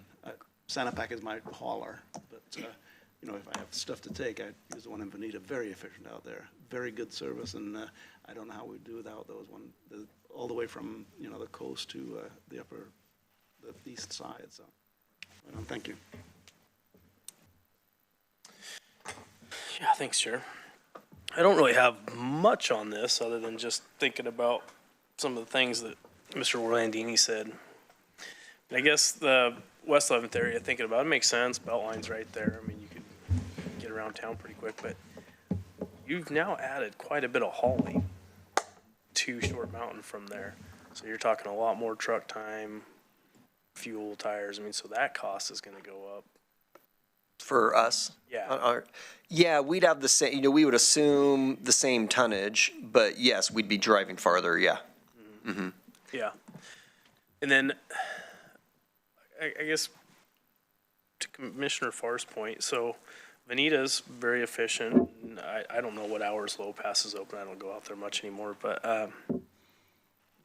that would be an interesting idea to explore a couple of the more centrally located transfer stations to kind of take over for Glenwood to see what that would really look like. Have you guys gone in depth with that?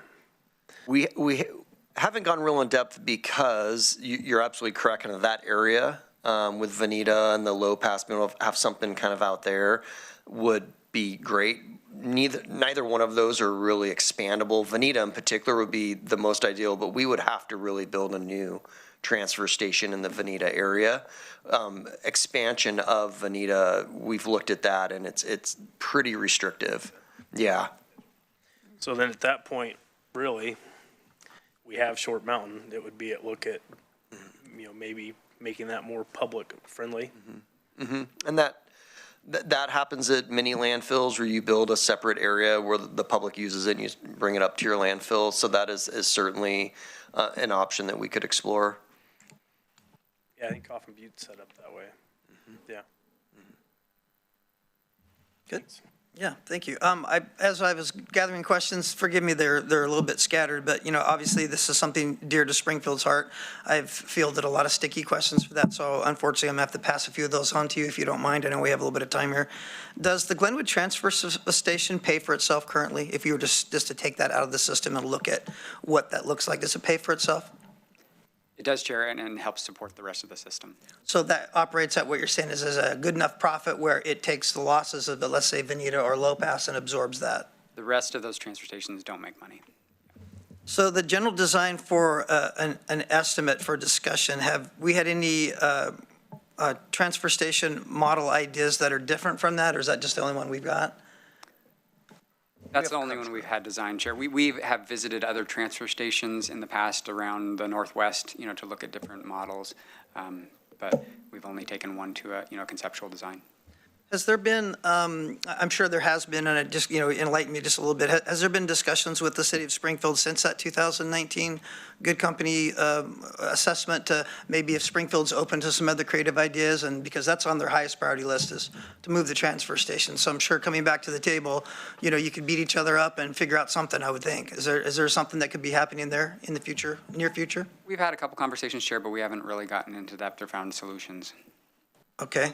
All right, so I would hope we could do that. And then the other thing I'm looking at too is that as we look at our properties, as we have hold properties, that's the county, and we're obviously looking at how they perform, what they make, and the highest and best use. And so I'm asking, is that particular location in the ideal location that it's in, given the fact that Glenwood's going to be redeveloped with the Glenwood redefinement plan and the hotels that were built there and all the other things that are moving in that direction, the Big Ten and all the hotel stays we need and the university and all those things grinding together for economic good. Is this the highest and the best use for the county to keep that particular property or to look for a buyer and to jump off the cliff and build wings on the way down, as they say? Probably not, Chair. I'm sure there's, there are a lot of different uses that people would prioritize over the transfer station that they may access more frequently. But it does work very well for us operationally. But we've always said that, we would love to be able to start from scratch at a new property and design a transfer station in the most modern fashion possible. This transfer station has been cobbled together over decades. The whole recycling area wasn't there when that facility was designed and built.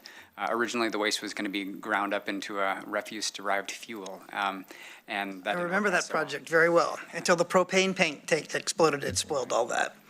Yeah. Given the nature that Mr. Underly said about that Saturday design thing, and we're designing basically, a huge facility to sit idle 6 days a week, I'm wondering, wasn't there, if I remember right, correct me, was there about 3 years ago we were looking at possibly another site that was in Goshen but north of I-5 somewhere in that area that we thought the transfer station could fit there better because it wasn't a long move as far as availability and central location, but yet it was something that we were looking at. Remind me, was that? Jeff could speak. I think we've looked at several properties over the years out in the areas Jeff described, and I think Goshen was an area we've also looked at. There was a Goshen property that Good Company listed in their report a number of properties. There was one in Goshen. I do not remember exactly where in Goshen it was. Yeah, I got the map in my head, and I can't remember this. It was right off of 99 as it went underneath the I-5, and it was off on that west side, if I recall correctly. But anyway, the other thing, too, is you mentioned that Weyerhaeuser or IP Paper might have some options. I know that the city of Springfield has about 40 acres over there that is, kind of sitting there idle and doing nothing. It's between I-126 and the 52nd Street interchange there. Just wondering if that could be an item of conversation if Springfield and you guys came back to the table and tried to find some creative solutions?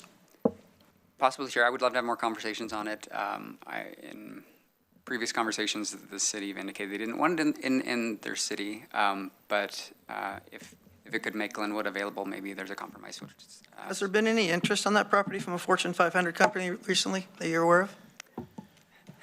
I've heard some rumors of such. Tell me what those are. Do you mind? I'm not sure if I'm at liberty to say. Maybe I'll turn to the county administrator. Yeah, I'm not sure that I can speak to that. Okay. Well, I would like to suggest if we would, because it's my district and I have a real heart for helping move the transfer station, I would like to suggest that maybe we get back to the table with Springfield and find some creative options. Because I think there's a couple of them on the table that I can think of, and I think we could move on something and have something work. So anything else from any other commissioners? All right, well, Mr. Mokryski, looks like taking a breath. An assignment, are you asking for staff? I don't want to make. No, it's not assignment time yet. I'm just throwing that out there for people to park on their molars and chew on it for 24 hours until we get to board assignments. That'd be great. All right.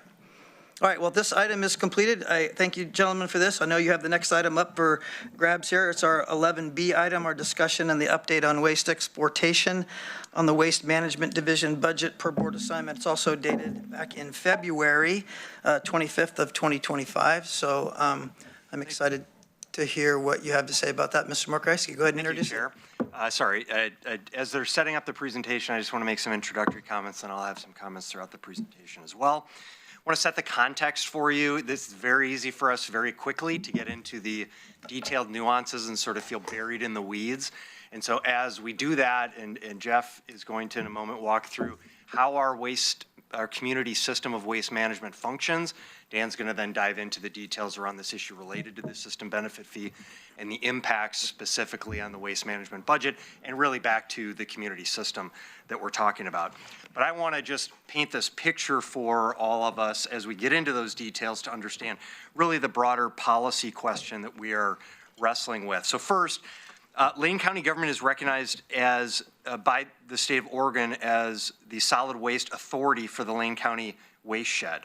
Through this authority that's codified in Oregon Revised Statutes 459, Lane County is responsible for planning and operating solid waste management systems that align with state recovery goals, as well as comply with Oregon Revised Statutes and administrative rules. Unlike privately owned companies, Lane County is required to provide a variety of solid waste related services to the benefit of the broader community, including managing household hazardous waste that we talked about, offering recycling opportunities at our transfer stations, and providing recycling education to Lane County residents. Lane County pays for the cost of these services through, as Mr. Hurley mentioned, the system benefit fees that are collected at Lane County transfer stations as well as at Short Mountain Landfill. Again, we have 15 transfer stations throughout Lane County. We pay for the staffing and the infrastructure and the operations of those facilities to promote a community system of effectively managing our waste. The alternative would be we could just have haulers in a landfill and pick up the trash and dump it in the landfill, but our community, under the state's guidance, has said, no, we want a community system to manage the waste. So a bit of history. In the late 1990s, Lane County experienced decreasing revenue to the solid waste disposal fund as solid waste haulers began exporting waste to the privately owned Coffin Butte landfill near Corvallis, Oregon. Does that sound familiar? Because that's exactly what's happening today. And what the Board of Commissioners and our city partners did in response to that, to maintain funding for the essential solid waste services, the board in 1999 approved an ordinance in May of 1999 to implement the system benefit fee that would be paid by solid waste haulers irrespective of the disposal location. So whether or not haulers, because we don't have, what is it called, flow control, right? We don't control where the waste goes, so a hauler has the right to haul it wherever they want, but we recognize that we have this community system of managing waste that's really important for our residents, and that the state requires us to have. So that system benefit fee funds, as I mentioned, county waste-related services to the community benefit for all residents, including the transfer stations, recycling services, recycling education, household hazardous waste. I want to just go back, time machine, back to 1999. In the minutes for a board meeting, we looked at the board meetings in March, May, and August of 1999. The county administrator asked the solid waste manager the status of working with the other city councils on this question. And the solid waste manager said that they had gone through the process with the city of Springfield, and the ordinance had been established there. And they said that they had gone before the city council of Eugene, and the Eugene City Council directed their staff to develop an intergovernmental agreement with Lane County. And there's now a draft intergovernmental agreement in process. So the indication, the clear indication, which is further validated in the county, I always say, look at the budget message, because that will tell you every year what was happening at the time. I'd like to read from the county administrator's budget message from 2000, 2001, so the year after. It says, as the budget committee members may recall, the Lane County solid waste system was in significant jeopardy last year as a large volume of Lane County waste was being transported north to Coffin Butte landfill. Since then, the Board of County Commissioners have adopted a system benefit charge on garbage hauled out of Lane County. This fee is designed to cover a portion of the rural transfer sites cost, recycling, and special hazardous waste. The current system benefit charge is, again, this was 25 years ago, $17.76. To date, Eugene and Springfield have adopted resolutions approving the fee on garbage located within their jurisdictions. And waste management staff is now working with the smaller jurisdictions to seek similar resolutions. Keep in mind, this fee is not in addition to our tipping fee, but applies only to garbage hauled out of Lane County. So for now, the solid waste program is once again stable. In the future, pursuant to the recommendations of Lane County's independent auditor, we do need to conduct a study to determine whether the post-closure fees we are collecting for Short Mountain are adequate to ensure appropriate closure and post-closure costs. This is an issue that will return to the Budget Committee in future years. That was in 2000, 25 years ago. Okay. So in the May 1999 ordinance that the board adopted, it states, quote, a hauler disposing of municipal solid waste collected within Lane County and disposed of at non-county facilities must remit the appropriate solid waste system benefit fee to the county based on the number of tons collected within Lane County, end quote. Springfield, again, as mentioned, adopted a similar ordinance in 1999, right after this, or right around this time, that supported the system benefit fee. Then in 2002, Waste Connections Incorporated, and I'll make a distinction here, we refer to Waste Connections Incorporated as the parent company of several of the subsidiaries. So for context, Waste Connections Incorporated is an international company based in Texas, about $9 billion in annual revenue. They purchased Sanapak and EcoSort, which were local companies in prior years. And in 2022, Waste Connections Incorporated acquired Rogue Disposal and Recovery, whose assets included the Dry Creek landfill near Medford, Oregon. And in 2022, Sanapak and Cottage Grove Garbage Service began delivering municipal solid waste to EcoSort, and EcoSort began exporting waste to the Dry Creek landfill. That was sort of small in the beginning, and what we've seen is over the past several years, Waste Connections Incorporated has continued to increase the amount of solid waste collected by its subsidiaries and taken out of Lane County without remitting the system benefit fee that is identified within the county ordinance and the City of Springfield ordinance. So again, as was mentioned, I think earlier, the Waste Management Fund, we have a solid waste fund. It's one of our 35 funds in Lane County, and it is supported entirely by fees there is no property tax revenue that's supported. We call it an enterprise fund. The fees collected there need to pay for the operations, including the future post-closure work that needs to be done there.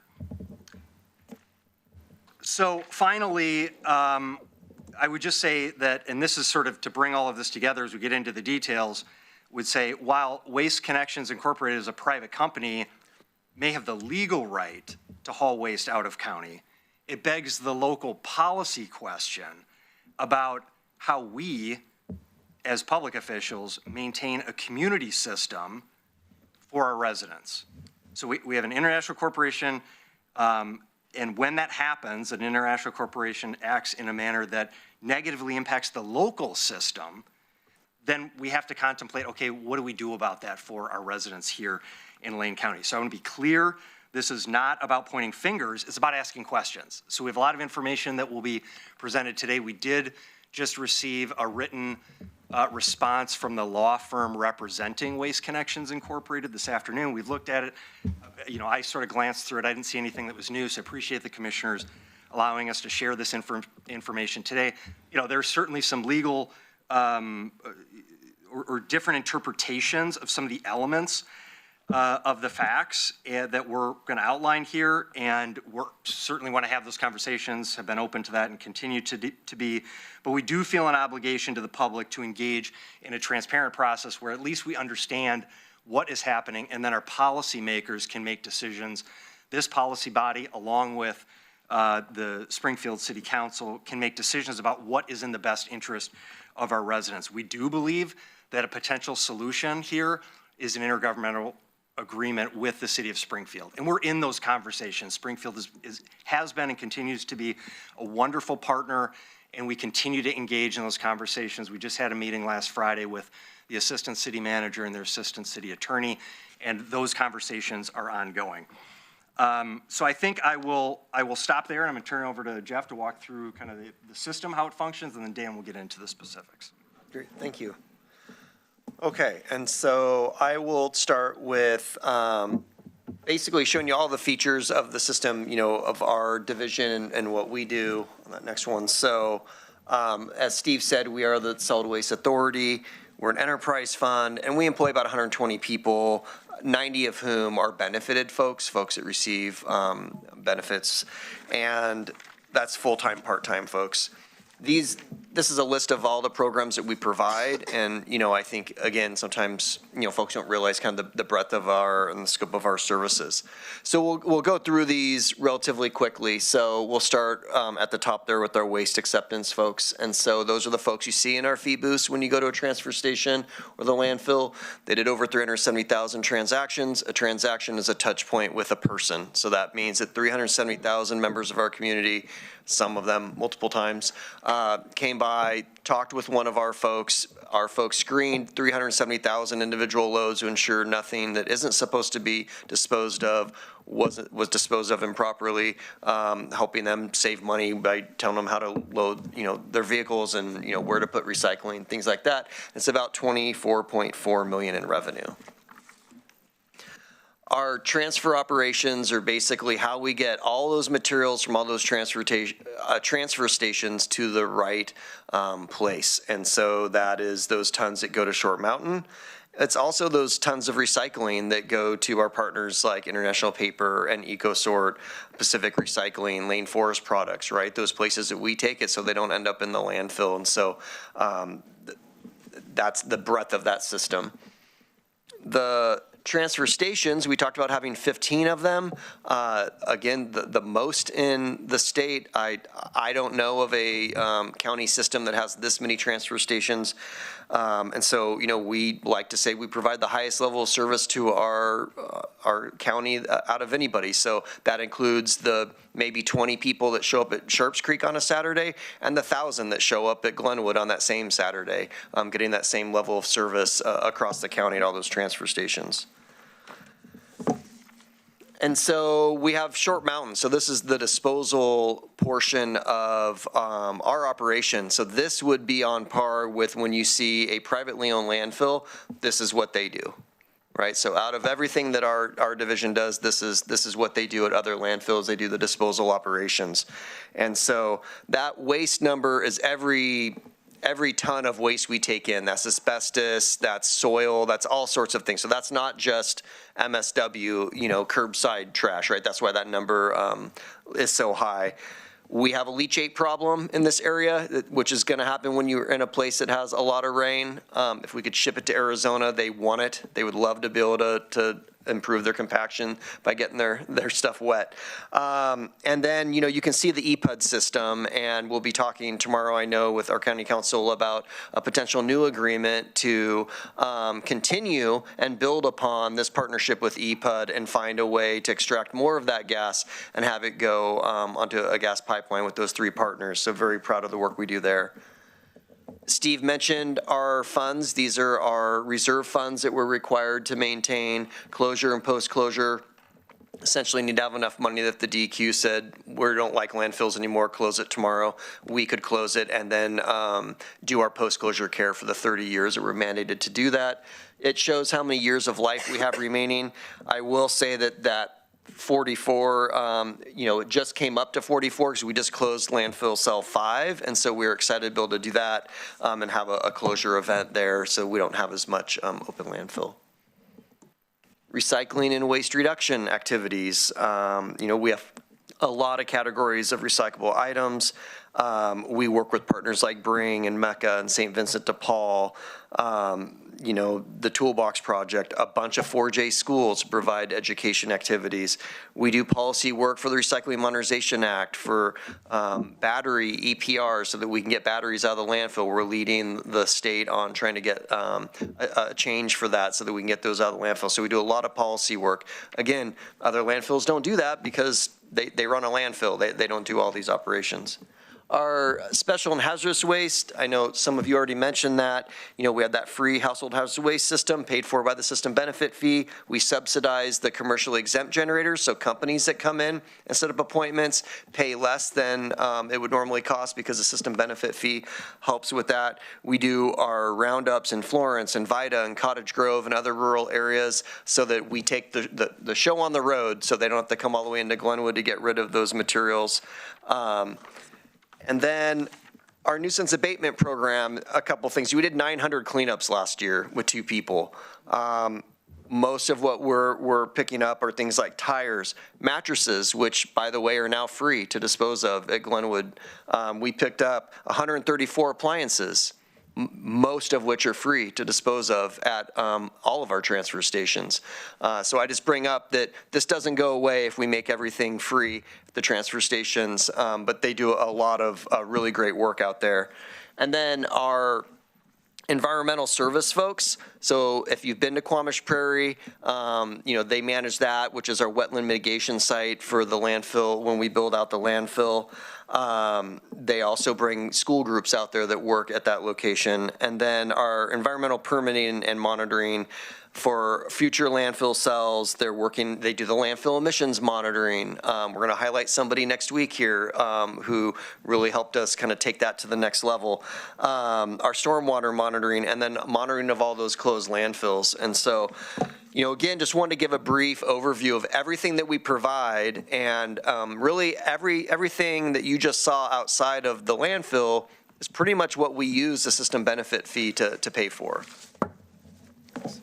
Thank you for that, Jeff, and thank you, Commissioners, for your time on this issue this afternoon. So as Jeff described and as Steve described, we have a very comprehensive system here. I think we have the best run waste management system in the state. We hear that from our regulators. The regulators said we have the best run landfill in the state. We have the highest waste recovery rate in the state. And this system is something we've built over decades, and we're very proud of this system. But again, it is supported by our fees. We have a lot of innovative systems that we've developed over time for our Master Recycler program that's trained hundreds of people on best practices around recycling. Our innovative battery recovery program with Bimart, so we have lots of partners in the community, St. Vincent de Paul for our mattress program, and it's all part of this broader system. So again, this is supported by our fee structure. And I want to go into how that works for our fees. So when a hauler goes to the Short Mountain landfill, they pay this $112 per ton.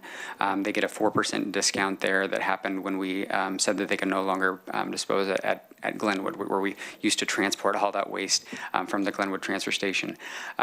When the hauler pays that fee, it's a combination fee. So we call this the tipping fee, but it's actually 3 different fees that are rolled into one.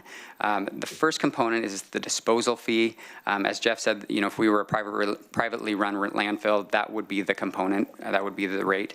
And that's a very competitive rate if you look at private landfills, and that's because we're running a system not for profit. You know, we're not generating revenue for shareholders. This is just to you know, pay for the services at the landfill. We did add to that fee a component for the Clean Lane Resource Recovery Facility. We were supposed to be building funds for that facility through that portion of the fee. The second component, which we've talked about a little bit, and the largest component of the overall tipping fee is the system benefit fee. And we've gone into detail about what that fee covers. And I do want to just talk about, you know, some of the whys around that. So, you know, the transfer stations are covered by the system benefit fee. And we have low rates at our transfer stations compared to transfer stations around the state. You know, we want to keep a low minimum rate so that people use those transfer stations for a couple reasons. You know, we don't want to be picking up couches and, you know, TVs out in the woods. So if we can keep that cost low for residents, that helps the county and maintaining the beauty of Lane County. The other piece is sort of an equity issue, you know, that, you know, folks in the rural areas, you know, may not be able to afford garbage service. You know, in the city, may not be able to afford garbage service. And so the low rates at our transfer stations allow people to self-haul their waste at a low rate. Another piece is around the recycling. So this, you know, subsidizes recycling. A lot of people don't know that most of our recycling doesn't make money. Cardboard and metal makes money, but the other streams that we have to collect, and we have to collect these, you know, by state mandates, are at a cost. And so we subsidize that through the fees of the system benefit fee. And then again, household hazardous waste, special waste, you know, we want to have that to be free or very low cost so that people take that waste to us, so where it can be handled in the best possible way, and so that people aren't, you know, dumping it down their sinks or, you know, into their gutters in the roads. So, and that's, you know, just important for protecting the environment. But that service has a high cost to it. We have to transport this special waste and hazardous waste to hazardous waste landfills that are, you know, located out of state, or to incinerators that are halfway across the country. And so that's actually a very expensive program to maintain, but it's for the benefit of all county residents. The last portion of the fee, it's just called the other fee, that was implemented many years ago to support the land management division. There are a number of services in the land management division that don't generate permit revenue, so long-range planning that's required by the state and in assistance to the cities. And then there was a portion of the fee that helped build up a fund for cleaning up nuisance properties. There was an item around the Poodle Creek property that was such a mess, you know, that was funded, the cleanup was funded out of this pot of money that was built through the other fee.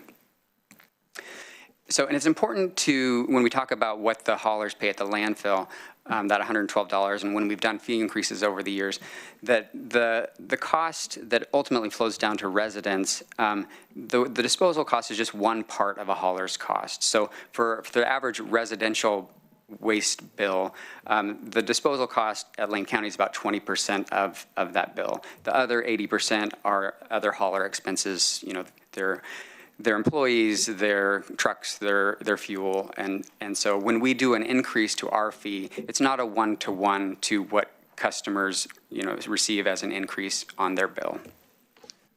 Chair? Yes, go ahead, Commissioner A Farr. question on that ratio, 20 to 80. So I have my residential bill right here in front of me. It's about $90 for 3 months. Just went up. As I said earlier, Sanapac's my hauler.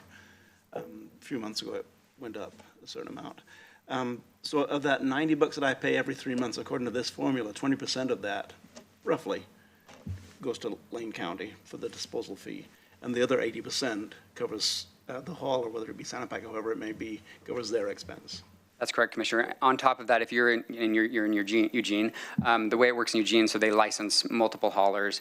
The haulers present to the city their expenses, which this would be part of it, and then they have a guaranteed profit margin on top of that, so they set the rates. Which businesses do.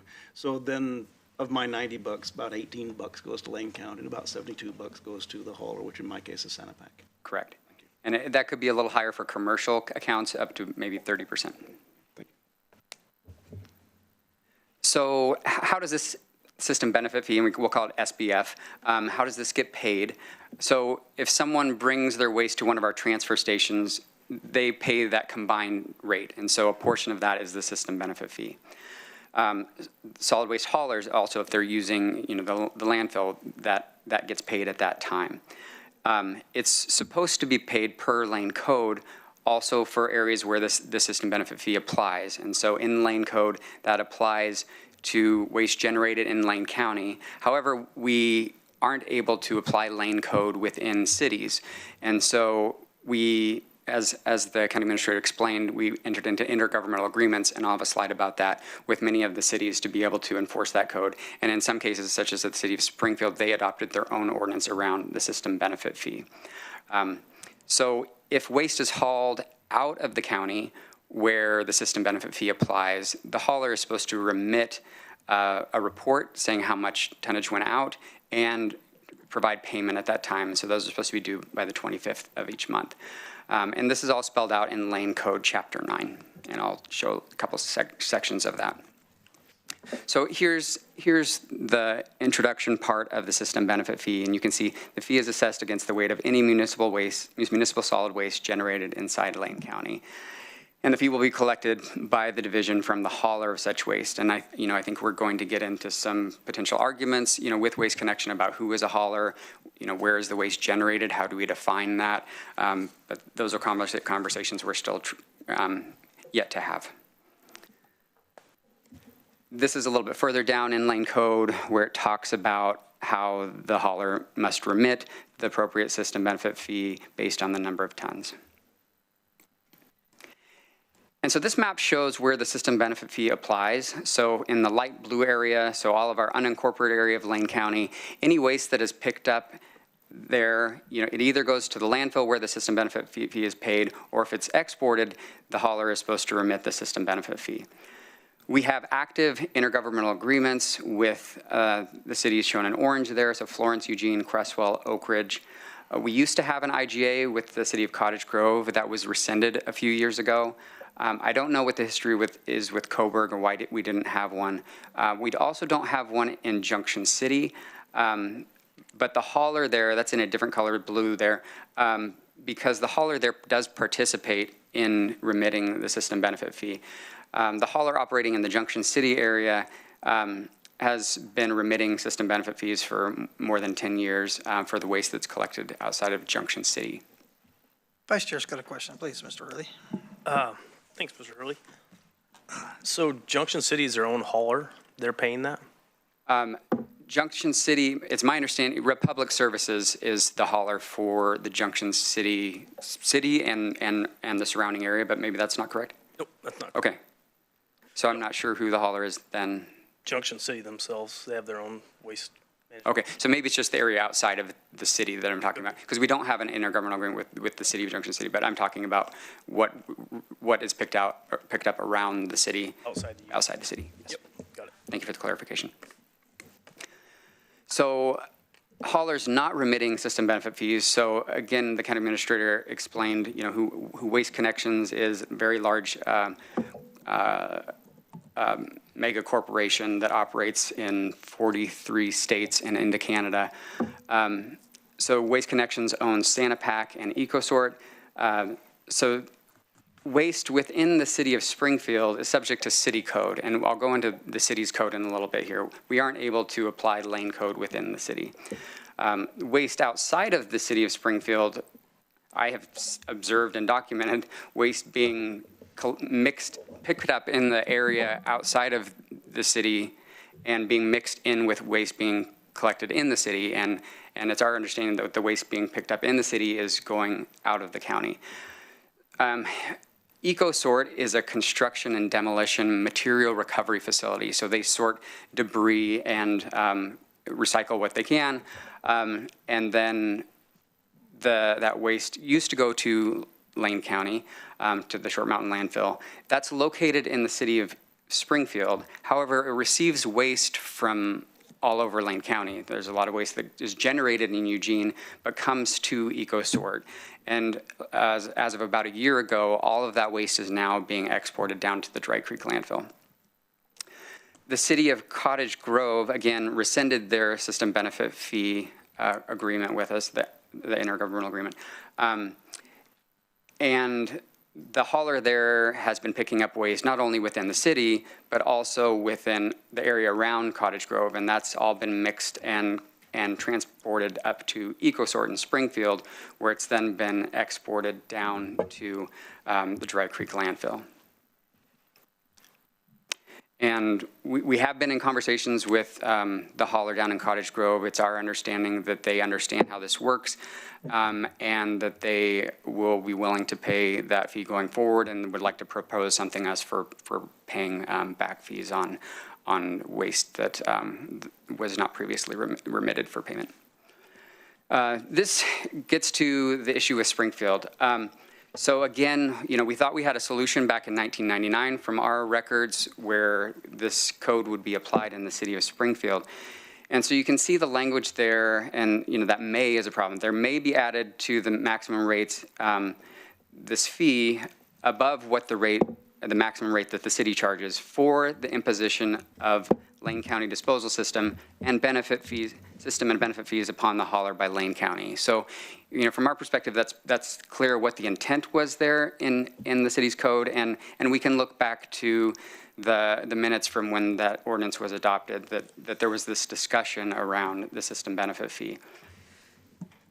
Now, earlier this spring, we noticed that in the city's published schedule of fees, there was a base rate, and I'll show you an example on the next slide, as well as this additional fee, which had the title of county user fee.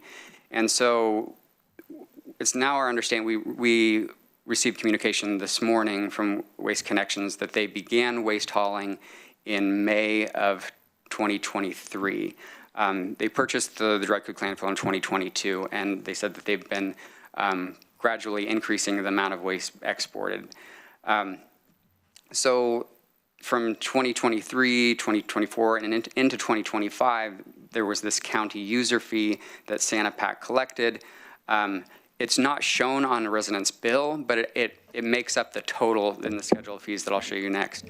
So that county user fee was collected by Santa-Pac, but not remitted to the county.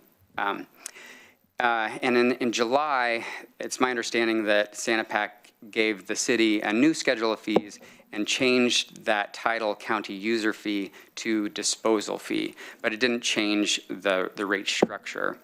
And so here is an example. This is what was in the 2024 schedule of fees. And so you can see, so this lists out the different sizes of carts and the frequency of pickup. So EOW is every other week. And you can see, so the most common is the 35-gallon every week pickup, and you can see in 2024 it was this 22.96. So that was a total of the base rate and this county user fee. So we've been very interested in, since this has been happening, is this saving Springfield customers money to transport the waste down to near Medford? And so we looked, since Santa-Pac operates in both Eugene and Springfield, we wanted to do a rate comparison. And the challenge on this is that in Springfield, you have the option of doing yard debris or not. In the city of Eugene, that's built into the overall rate. But we wanted to try to get to an apples-to-apples comparison. And so the way that's shown on here is we took the yard debris rate that Springfield residents have the option of having charged to them or not, and subtracted that off of the city of Eugene's rate, which is a combined rate, so that we're looking at just the garbage rate. So again, that's not the published rate, but that's how we could get to this comparison. And what you'll find here is that, so Waste Connections purchased the landfill in 2022. There was about a 6% increase in both jurisdictions, but overall, the rate the increases have been higher in the city of Springfield over the last 4 years. And if you compare the rate from Eugene to Springfield, Springfield residents are actually paying about 14% more. So it doesn't appear that this is saving Springfield money for this waste to be transported, clear down to Medford. Did you want to say something? It's just, so here's a question that we have that we're attempting to resolve is, why does it appear that the rates, when you account for the yard debris, why is it that rates in Springfield would be higher than rates in Eugene for the same hauler,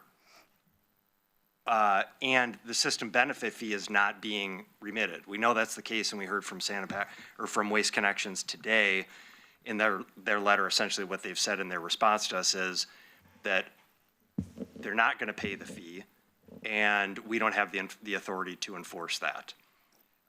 The question is whether or not they're going to pay it going forward. They didn't address that issue. They addressed the past, essentially saying, well, we haven't paid it in the last 4 years, and you don't have the authority to collect it. So, that's a matter that we'll work with them through. The question remains, will they pay it going forward? But the other question really for us to resolve here is what is the issue here, and why the discrepancy, given that waste from Springfield is being hauled 2 hours south to Medford. The system, the community system that we maintain is not being supported through this fee. So where's the rest of the money going? That's what's really unclear. Did we do any projections about where that was going to go 5 or 10 years in the future when the clean lane fees are added to that with Springfield compared to Eugene? Can you restate that again, Chair? Well, I'm just wondering, this comparison obviously is, is how you cook the numbers a little bit is what in my mind, but I'm thinking as this goes forward with the clean lane added fees and all that sort of thing, where's the nexus and crossover where this is no longer going to save Springfield money if this is the case that you're saying right now, that they're not saving money taking the debris to south? So I'm not sure that I can answer that. So I haven't seen that this that Santa Pac has presented. We're not privy to what they have for expenses. I don't know that the city knows what the transportation expenses are for this waste exportation. I will say that if you look at 2024 and 2025, where we did the first and the second increase for clean lane, it was about what we expected for an increase, in the 3 to 4% range, and that's what we talked about with the board, that it wasn't going to be this substantial increase for the community, and this is the same hauler. So in City of Eugene, they have a guaranteed profit margin. So in the City of Eugene, Santa Pac is able to pay the system benefit fee, the disposal fee to Lane County, and have a profit margin that gives them enough revenue at a rate that's less than in the City of Springfield. So, again, most Springfield residents probably don't know this. I mean, I don't think the City of Springfield was aware of this until we did this analysis between the two cities. But we're just trying to raise awareness that there's a discrepancy here. I'm wondering where the numbers are about commercial rates too, because I noticed from a commercial perspective, our rates went up significantly. So, Commissioner Farr. Thanks. Just a general statement. I've not really thought about fees before, because I pay $89 a month every 3 months for my 35-gallon can, and I think that's a pretty good deal. I couldn't haul it for that, and it comes regularly, and the service is fantastic, courteous. Fantastic. So I've always thought that's a pretty good deal. So the numbers here don't mean a lot to me, other than that there's a bit of a discrepancy as to why it seems a little bit arbitrary what's being charged, as opposed to formulaic. Because I've looked at Junction City's side, and they do their own hauling. For me in Junction City, with what I have, I'd be paying $63. So in Eugene, I'm paying 42% higher than I'd pay in Junction City for the same service. So where's that 42% going? I don't have an answer to that, and it's something that I'm going to think about as we go forward, is where are the where's the profit margin? How does it lay out? Companies have to have a profit, including governments. We have to operate higher than our revenues, or else we will not stay in existence. It's not sustainable. So I'm not talking against profit, but 42% difference between what I pay in Eugene to what you pay in Junction City, if you live in the city of Junction City. It's a big deal. Vice Chair. Well, and that was kind of my question why I'm looking at this, because Commissioner Farr has his bill, he's paying $30 a month for a 35, but you're saying it's $20.67, so Springfield's charging, and correct me if I'm trying to extrapolate this, Springfield's charging $10 for yard debris a month, and so you subtracted that from Eugene's bill? I think it's in the neighborhood of seven and some change. I'd have to look at my rate spreadsheet behind the scenes on this one, and I can get back with you with more detail if you'd like, and we can look at the commercial rates as well. Okay. Yeah. So now I'd like to get into, the issue at hand about exportation and sort of the magnitude and timing of that. So here's the waste over the last 5 years. There was a significant bump in 2021. I think that was related to COVID with everybody cleaning out their garages. And the Holiday Farm fire, also a lot of debris landed during this time period that came to the landfill. But 2022 is when Waste Connections purchased Dry Creek Landfill. We weren't seeing major drop-offs in tonnage. I mean, even last year was about the same. But, just looking at the overall tonnage, it obscures what's happening because we take in, one year we may take in a lot of petroleum contaminated soil that's very heavy, or we put a bunch of rock in the landfill for our decks. We have to count that as tonnage. And so it's obscured by just looking at the tons. Now, the second chart, and it's probably hard to read, is the total for our fees that we've received. So the top line is the fees over the last 5 years. And again, you haven't seen a big drop off over 2022, 23, 24, but we did significant fee increases of a 3% CPI and an 8% for clean lane. So we should have seen in 2023 and 2024 those going up 11%, but we've just held flat as our expenses have climbed in other areas. And again, this is just looking at the total, so that that yellow line there is Sanapak, and in blue we've got EcoSort and then Cottage Grove. And you can see, though, how Cottage Grove and EcoSort have dropped down to essentially nothing coming into our system. But over the last year, we've gotten more refined in our data analytics. We've been using Power BI, and we can do more sorting and see visuals. So if with this graphic, you can kind of see what's going on here with Sanapak in particular. So this is just compacted waste. So the waste that comes in a garbage truck compactor, and you can see how that's dropping off with that yellow line with Sanapak. The 2025 number, it's missing about 6 weeks of data because these slides were prepared a couple weeks ago and we haven't finished out the year. So we're hoping that ends, closer to 60,000. But looking back, they were operating in the 91,000 range for compacted waste. I put in the green line. This is Apex Recycling, so that's a competitor to Sanapak in Eugene. And just to show, there are variations with waste with the economy and, different circumstances. So, you could attribute this, someone could make an argument that this is, some economic condition. But if you look at Apex, we haven't seen a drop off like we've seen with Sanapak. And then you can also see there again, the Cottage Grove dropping off in 2024. And then here's another one that shows EcoSort just specifically. So really only in the last year, November 2024 is when they stopped bringing us waste, and it's dropped off significantly. And it's about the same tonnage overall as Sanapak. So this is a rough summary of what we think we're losing from the system. So about 61,000 tons of waste that we're tracking. However, the Dry Creek landfill has to report out-of-county waste to the DEQ. They're showing closer to 80,000 tons. And so I'm not sure if we're missing things or if EcoSort is also exporting the C&D waste that used to go to a C&D landfill here in Lane County. That's construction demolition. for the Sorry, public. thank you. Construction demolition.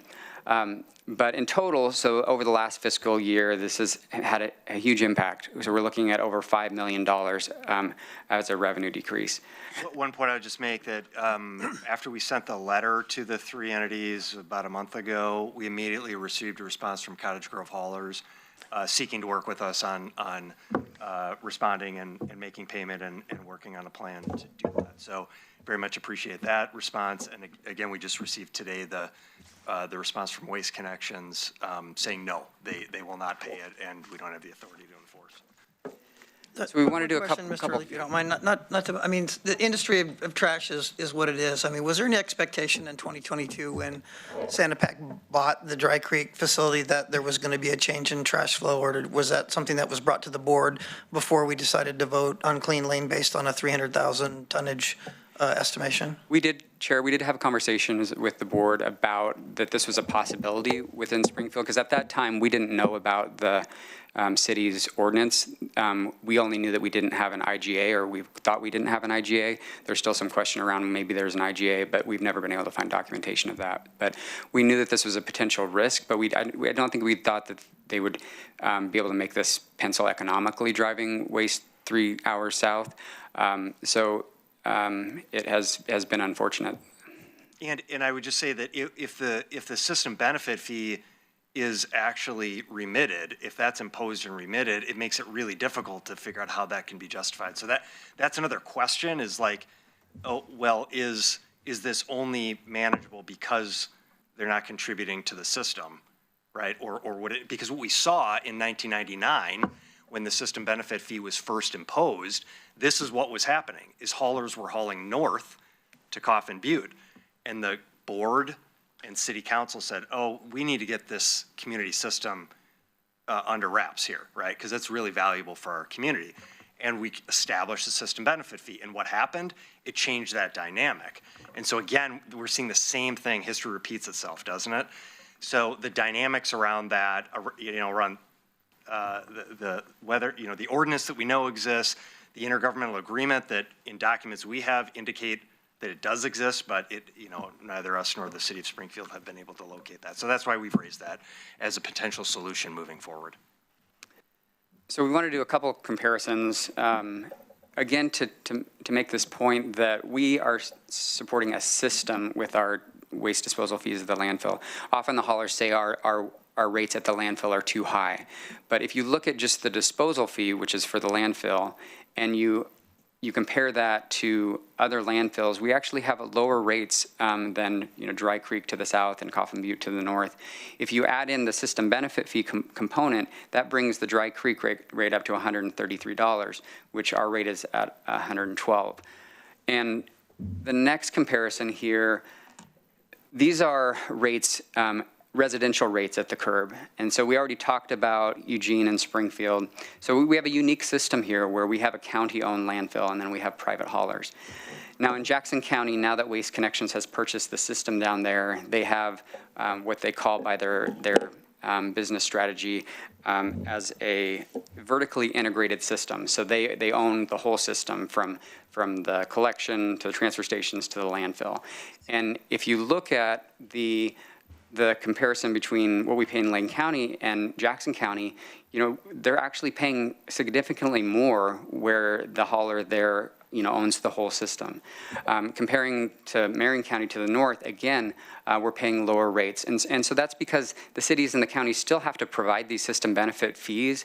And so in those cases, the haulers are franchised in the unincorporated area, and fees are applied within the city and within the county to pay for those system benefit fee services. But we're able to provide this comprehensive system that we're so proud of at a lower rate compared to our other comparables here.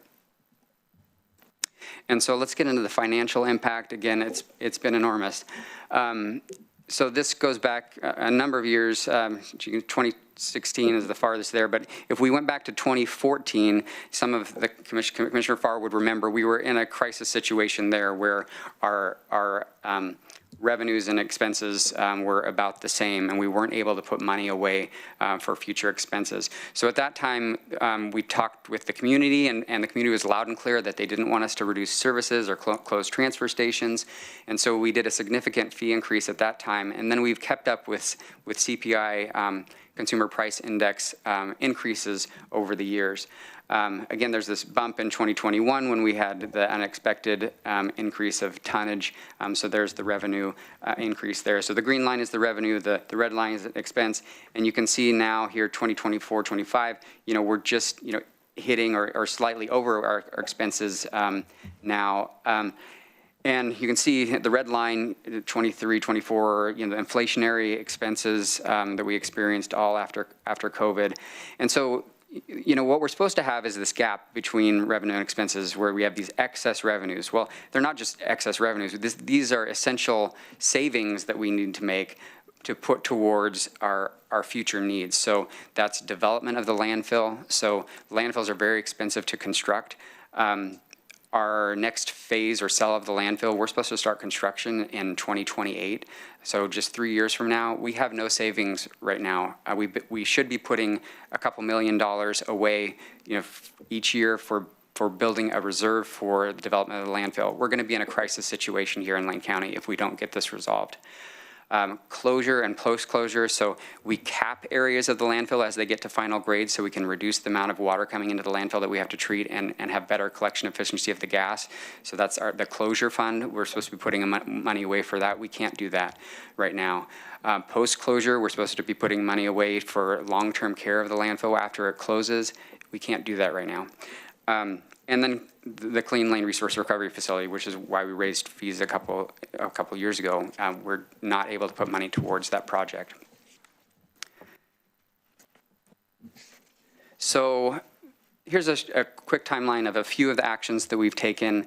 Again, we didn't find out about this county user fee until the spring. So in March, we started inquiring about that county user fee. And again, it wasn't until after we inquired that name of county user fee then changed to disposal fee in that rate sheet that Santa Prac provided to the city. In May, we sat down with City of Springfield staff and explained the system and what the system benefit fee funded. And they understand. We have good partners at the city. They understand the importance of the system and how it helps their residents. And so we've been giving them time to look into this issue. And we've been exploring, we've been trying to get to an intergovernmental agreement.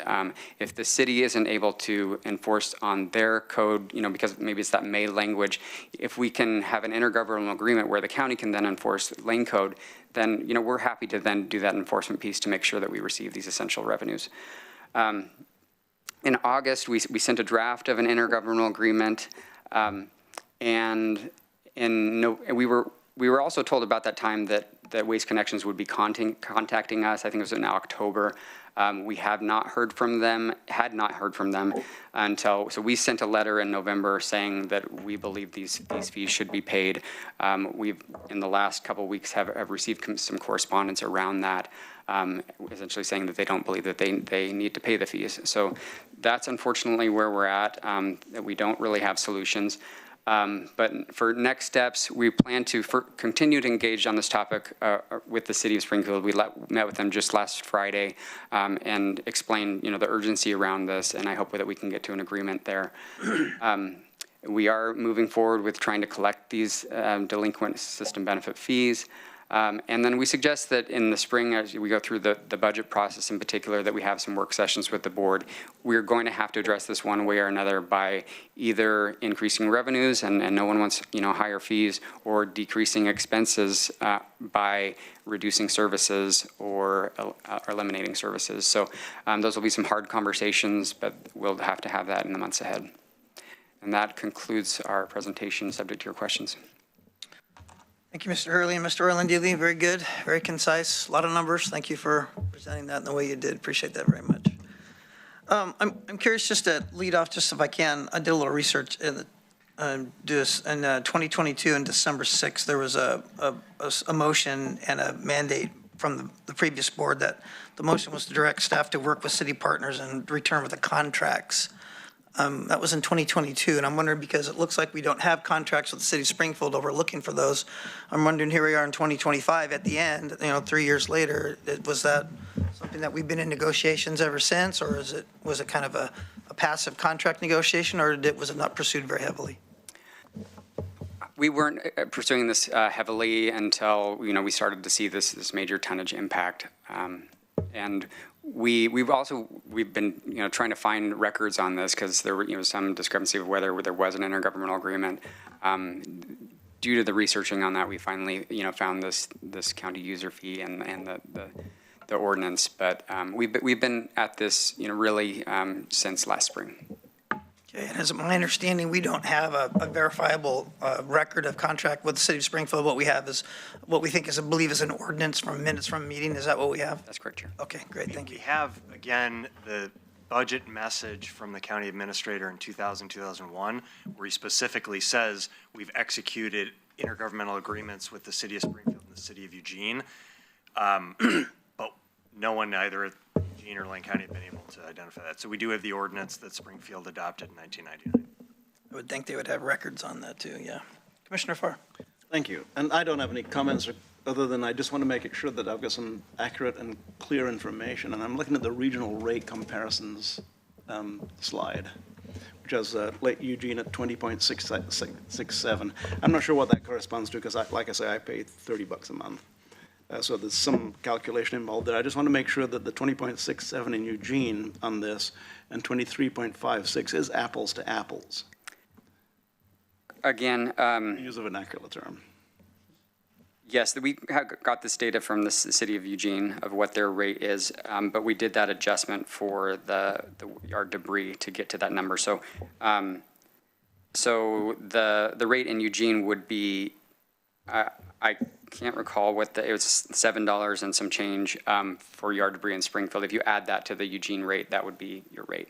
Well, my ongoing analysis on this will be, I'll be looking at these rates. And in Jackson County, Medford is 26.23 inside the city limits with the same company hauling as owns the landfill. In Lane County, in Eugene, multiple haulers, commercial, public landfill. Springfield, commercial hauler and private landfill. Marion County, we have multiple haulers and private landfill. Now, in Junction City, we have municipal hauler, which charges far less than anybody else. Good job. I don't, where do they dump? What is that, what does Junction City? I believe that goes say to on their Coffin website? Butte. I'm Coffin Butte presuming it's Republic. Yeah. I'm presuming it's, well, there's Republic, Coffin Butte's public, but the Marion County is Republic, which is private. Is that, am I? So, and I'm actually, as I'm thinking through this, I do need to look at Jackson County and Marion County to see if yard debris is possibly included in these. I don't believe it was. I didn't see that. This is important for my analysis. And I'm not, I don't want to put you on the spot here with these numbers, but particularly when I look at Junction City at $21 compared to my 30, not compared to 40, but compared to my 30.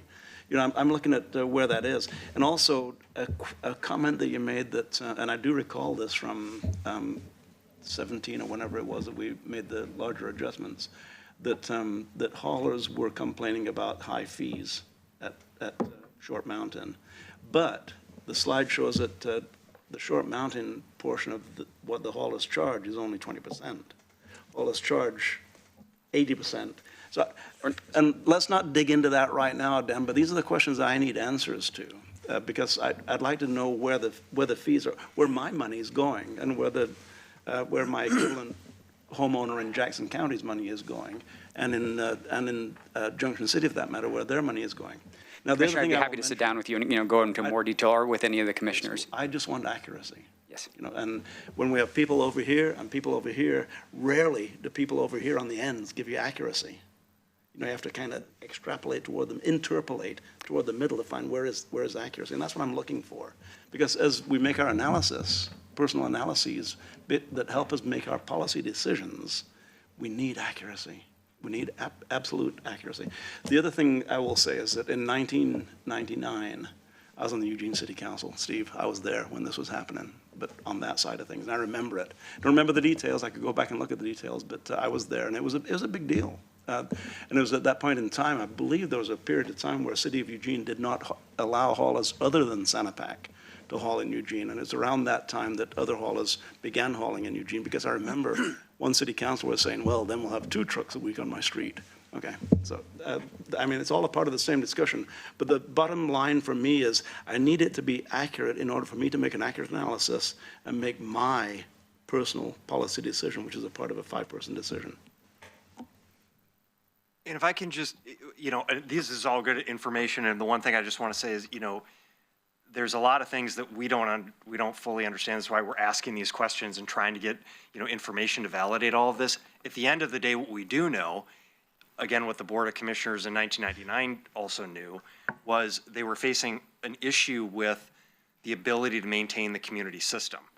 Because trash is being hauled out of county, the funding necessary to support the system is not being remitted, and so what we have is, we have what appears to be a $5 million shortfall in this fund.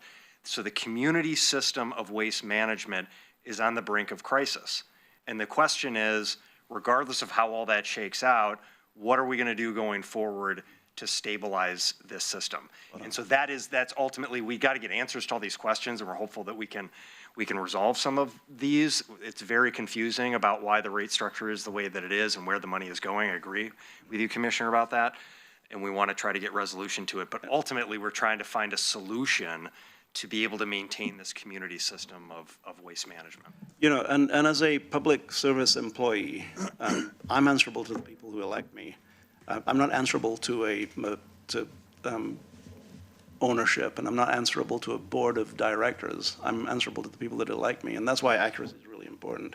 And not convoluting things based upon what I need to say to report my income.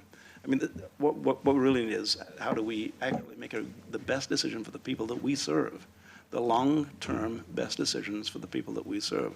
I'll also say that in 1999, I had only 1 trash can, now I have 3. I only had 1. It was 90 gallons, and today my trash is 35 gallons. I think somebody's done something good between then and now to make that happen.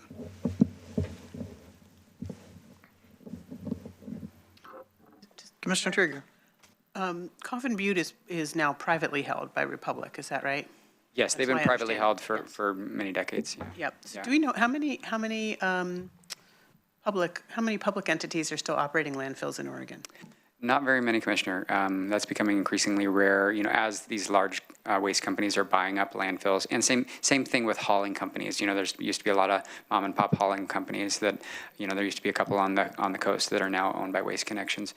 So as publicly owned, operated landfills, we have Douglas County, help me out, Jeff, Deschutes,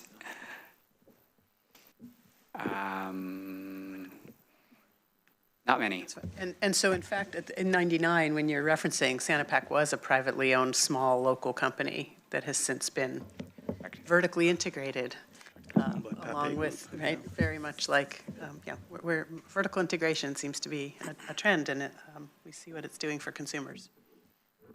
Thank you. I've been asked to ask this question too, Mr. Hurley. In November of '23 and October of '23, respectively, the City of Springfield and the City of Crestwell sent letters of concern to the staff about expected trash flow. And it was just before we bought, the board voted to buy the property in Goshen.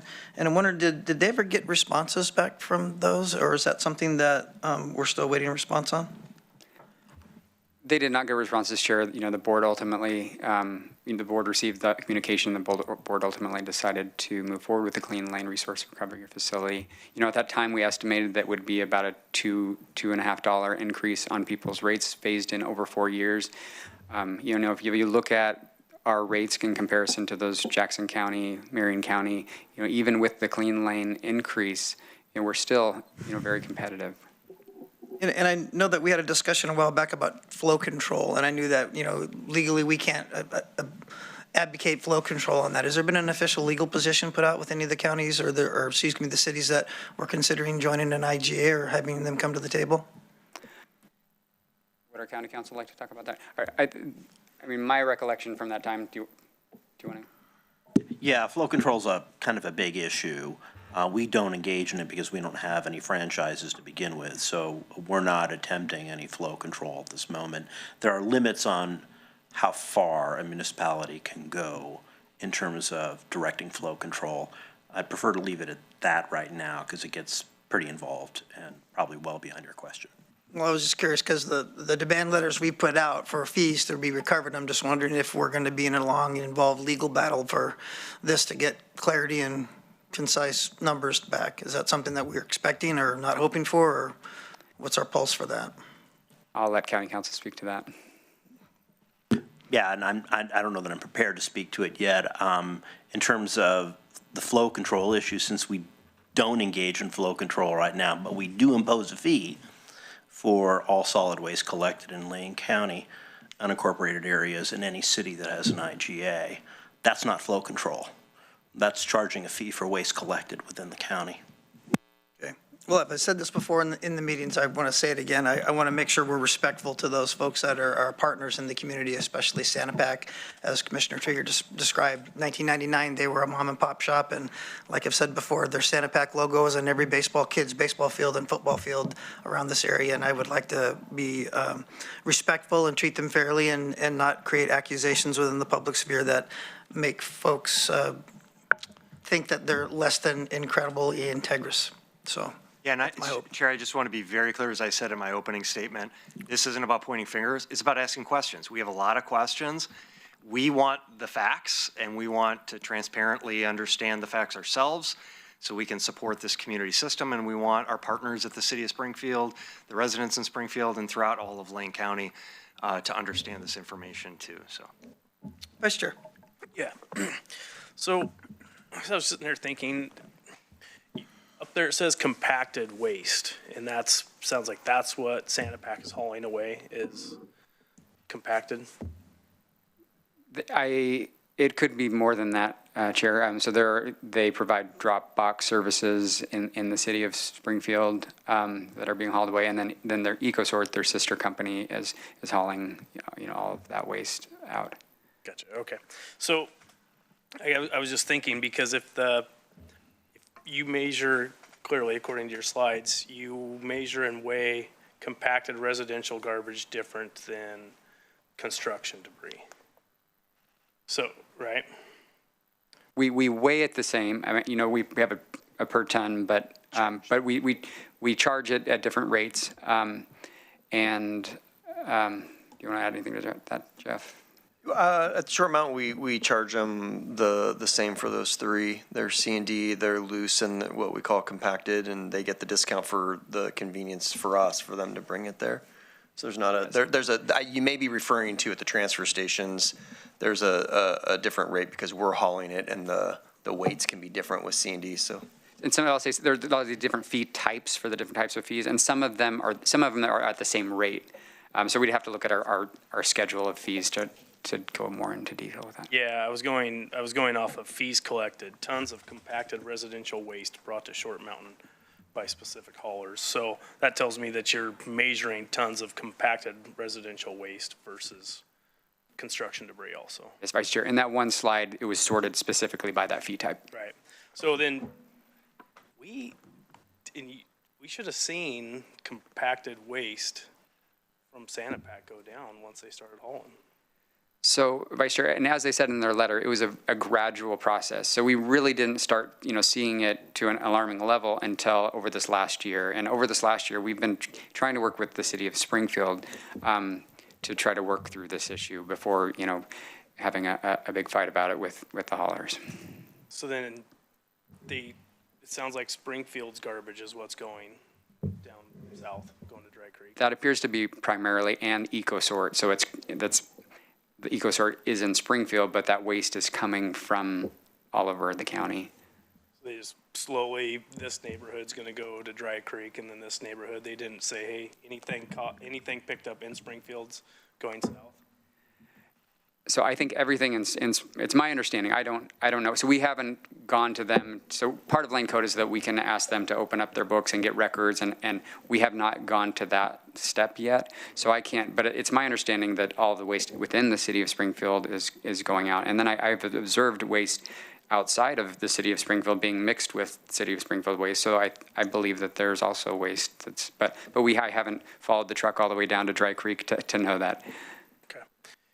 And you said it doesn't show up on the bill for Springfield. So the bill, and I'm a Springfield resident, I just get the total. It doesn't tell me that there's this base component and this county user fee or disposal fee. It just shows me that I have garbage service and that I have yard debris service. Okay. Well, that was kind of my question. So it wasn't like it says there's a system benefit fee that they're paying that they're not. It's in the bill. Nobody would know. That's correct, Vice Chair. Residents wouldn't know, right, residents wouldn't know, but it's, if you look at the ordinance and then what the city of Springfield adopts in its schedule of fees, that's where that is all reflected. Okay. And then you said one thing, and I don't know what it meant, highest waste recovery in the state. What does that mean? So the waste recovery rate is if you took all of the waste generated in the county and then you count what was captured and not disposed of at the landfill. So that gets us to our recovery rate. And so we hit the low 50s, several years ago, and it's been sort of hovering at this, 51, 53% for a number of years. Oh, okay. Yeah, read back. I found the 53%, and that's what that stood for. Okay. Thanks. There's a lot more, but there's a lot here. Gonna have to do some thinking about it for a bit. So what's our next steps, Mr. Early? What do you think? You had that slide up there, but just kind of review it for the public so we have. So I think the next steps for staff is to continue to engage with the city of Springfield and the haulers to understand where we can go from here to try to resolve this issue. And then next steps with the board, it would be a work session to look at how we either raise revenues or reduce expenses if we can't get this resolved. Okay. Sounds good. Any other comments or questions from the board? Yeah, like Vice Chair said, a lot to unpack here, but this is probably not the time to go off in the weeds. So I appreciate it again. Stay on task and stay on target. Appreciate that very much. All right. If there's no other furthers of business for the board this session, we are recessed until tomorrow morning at 9 o'clock. We're recessed.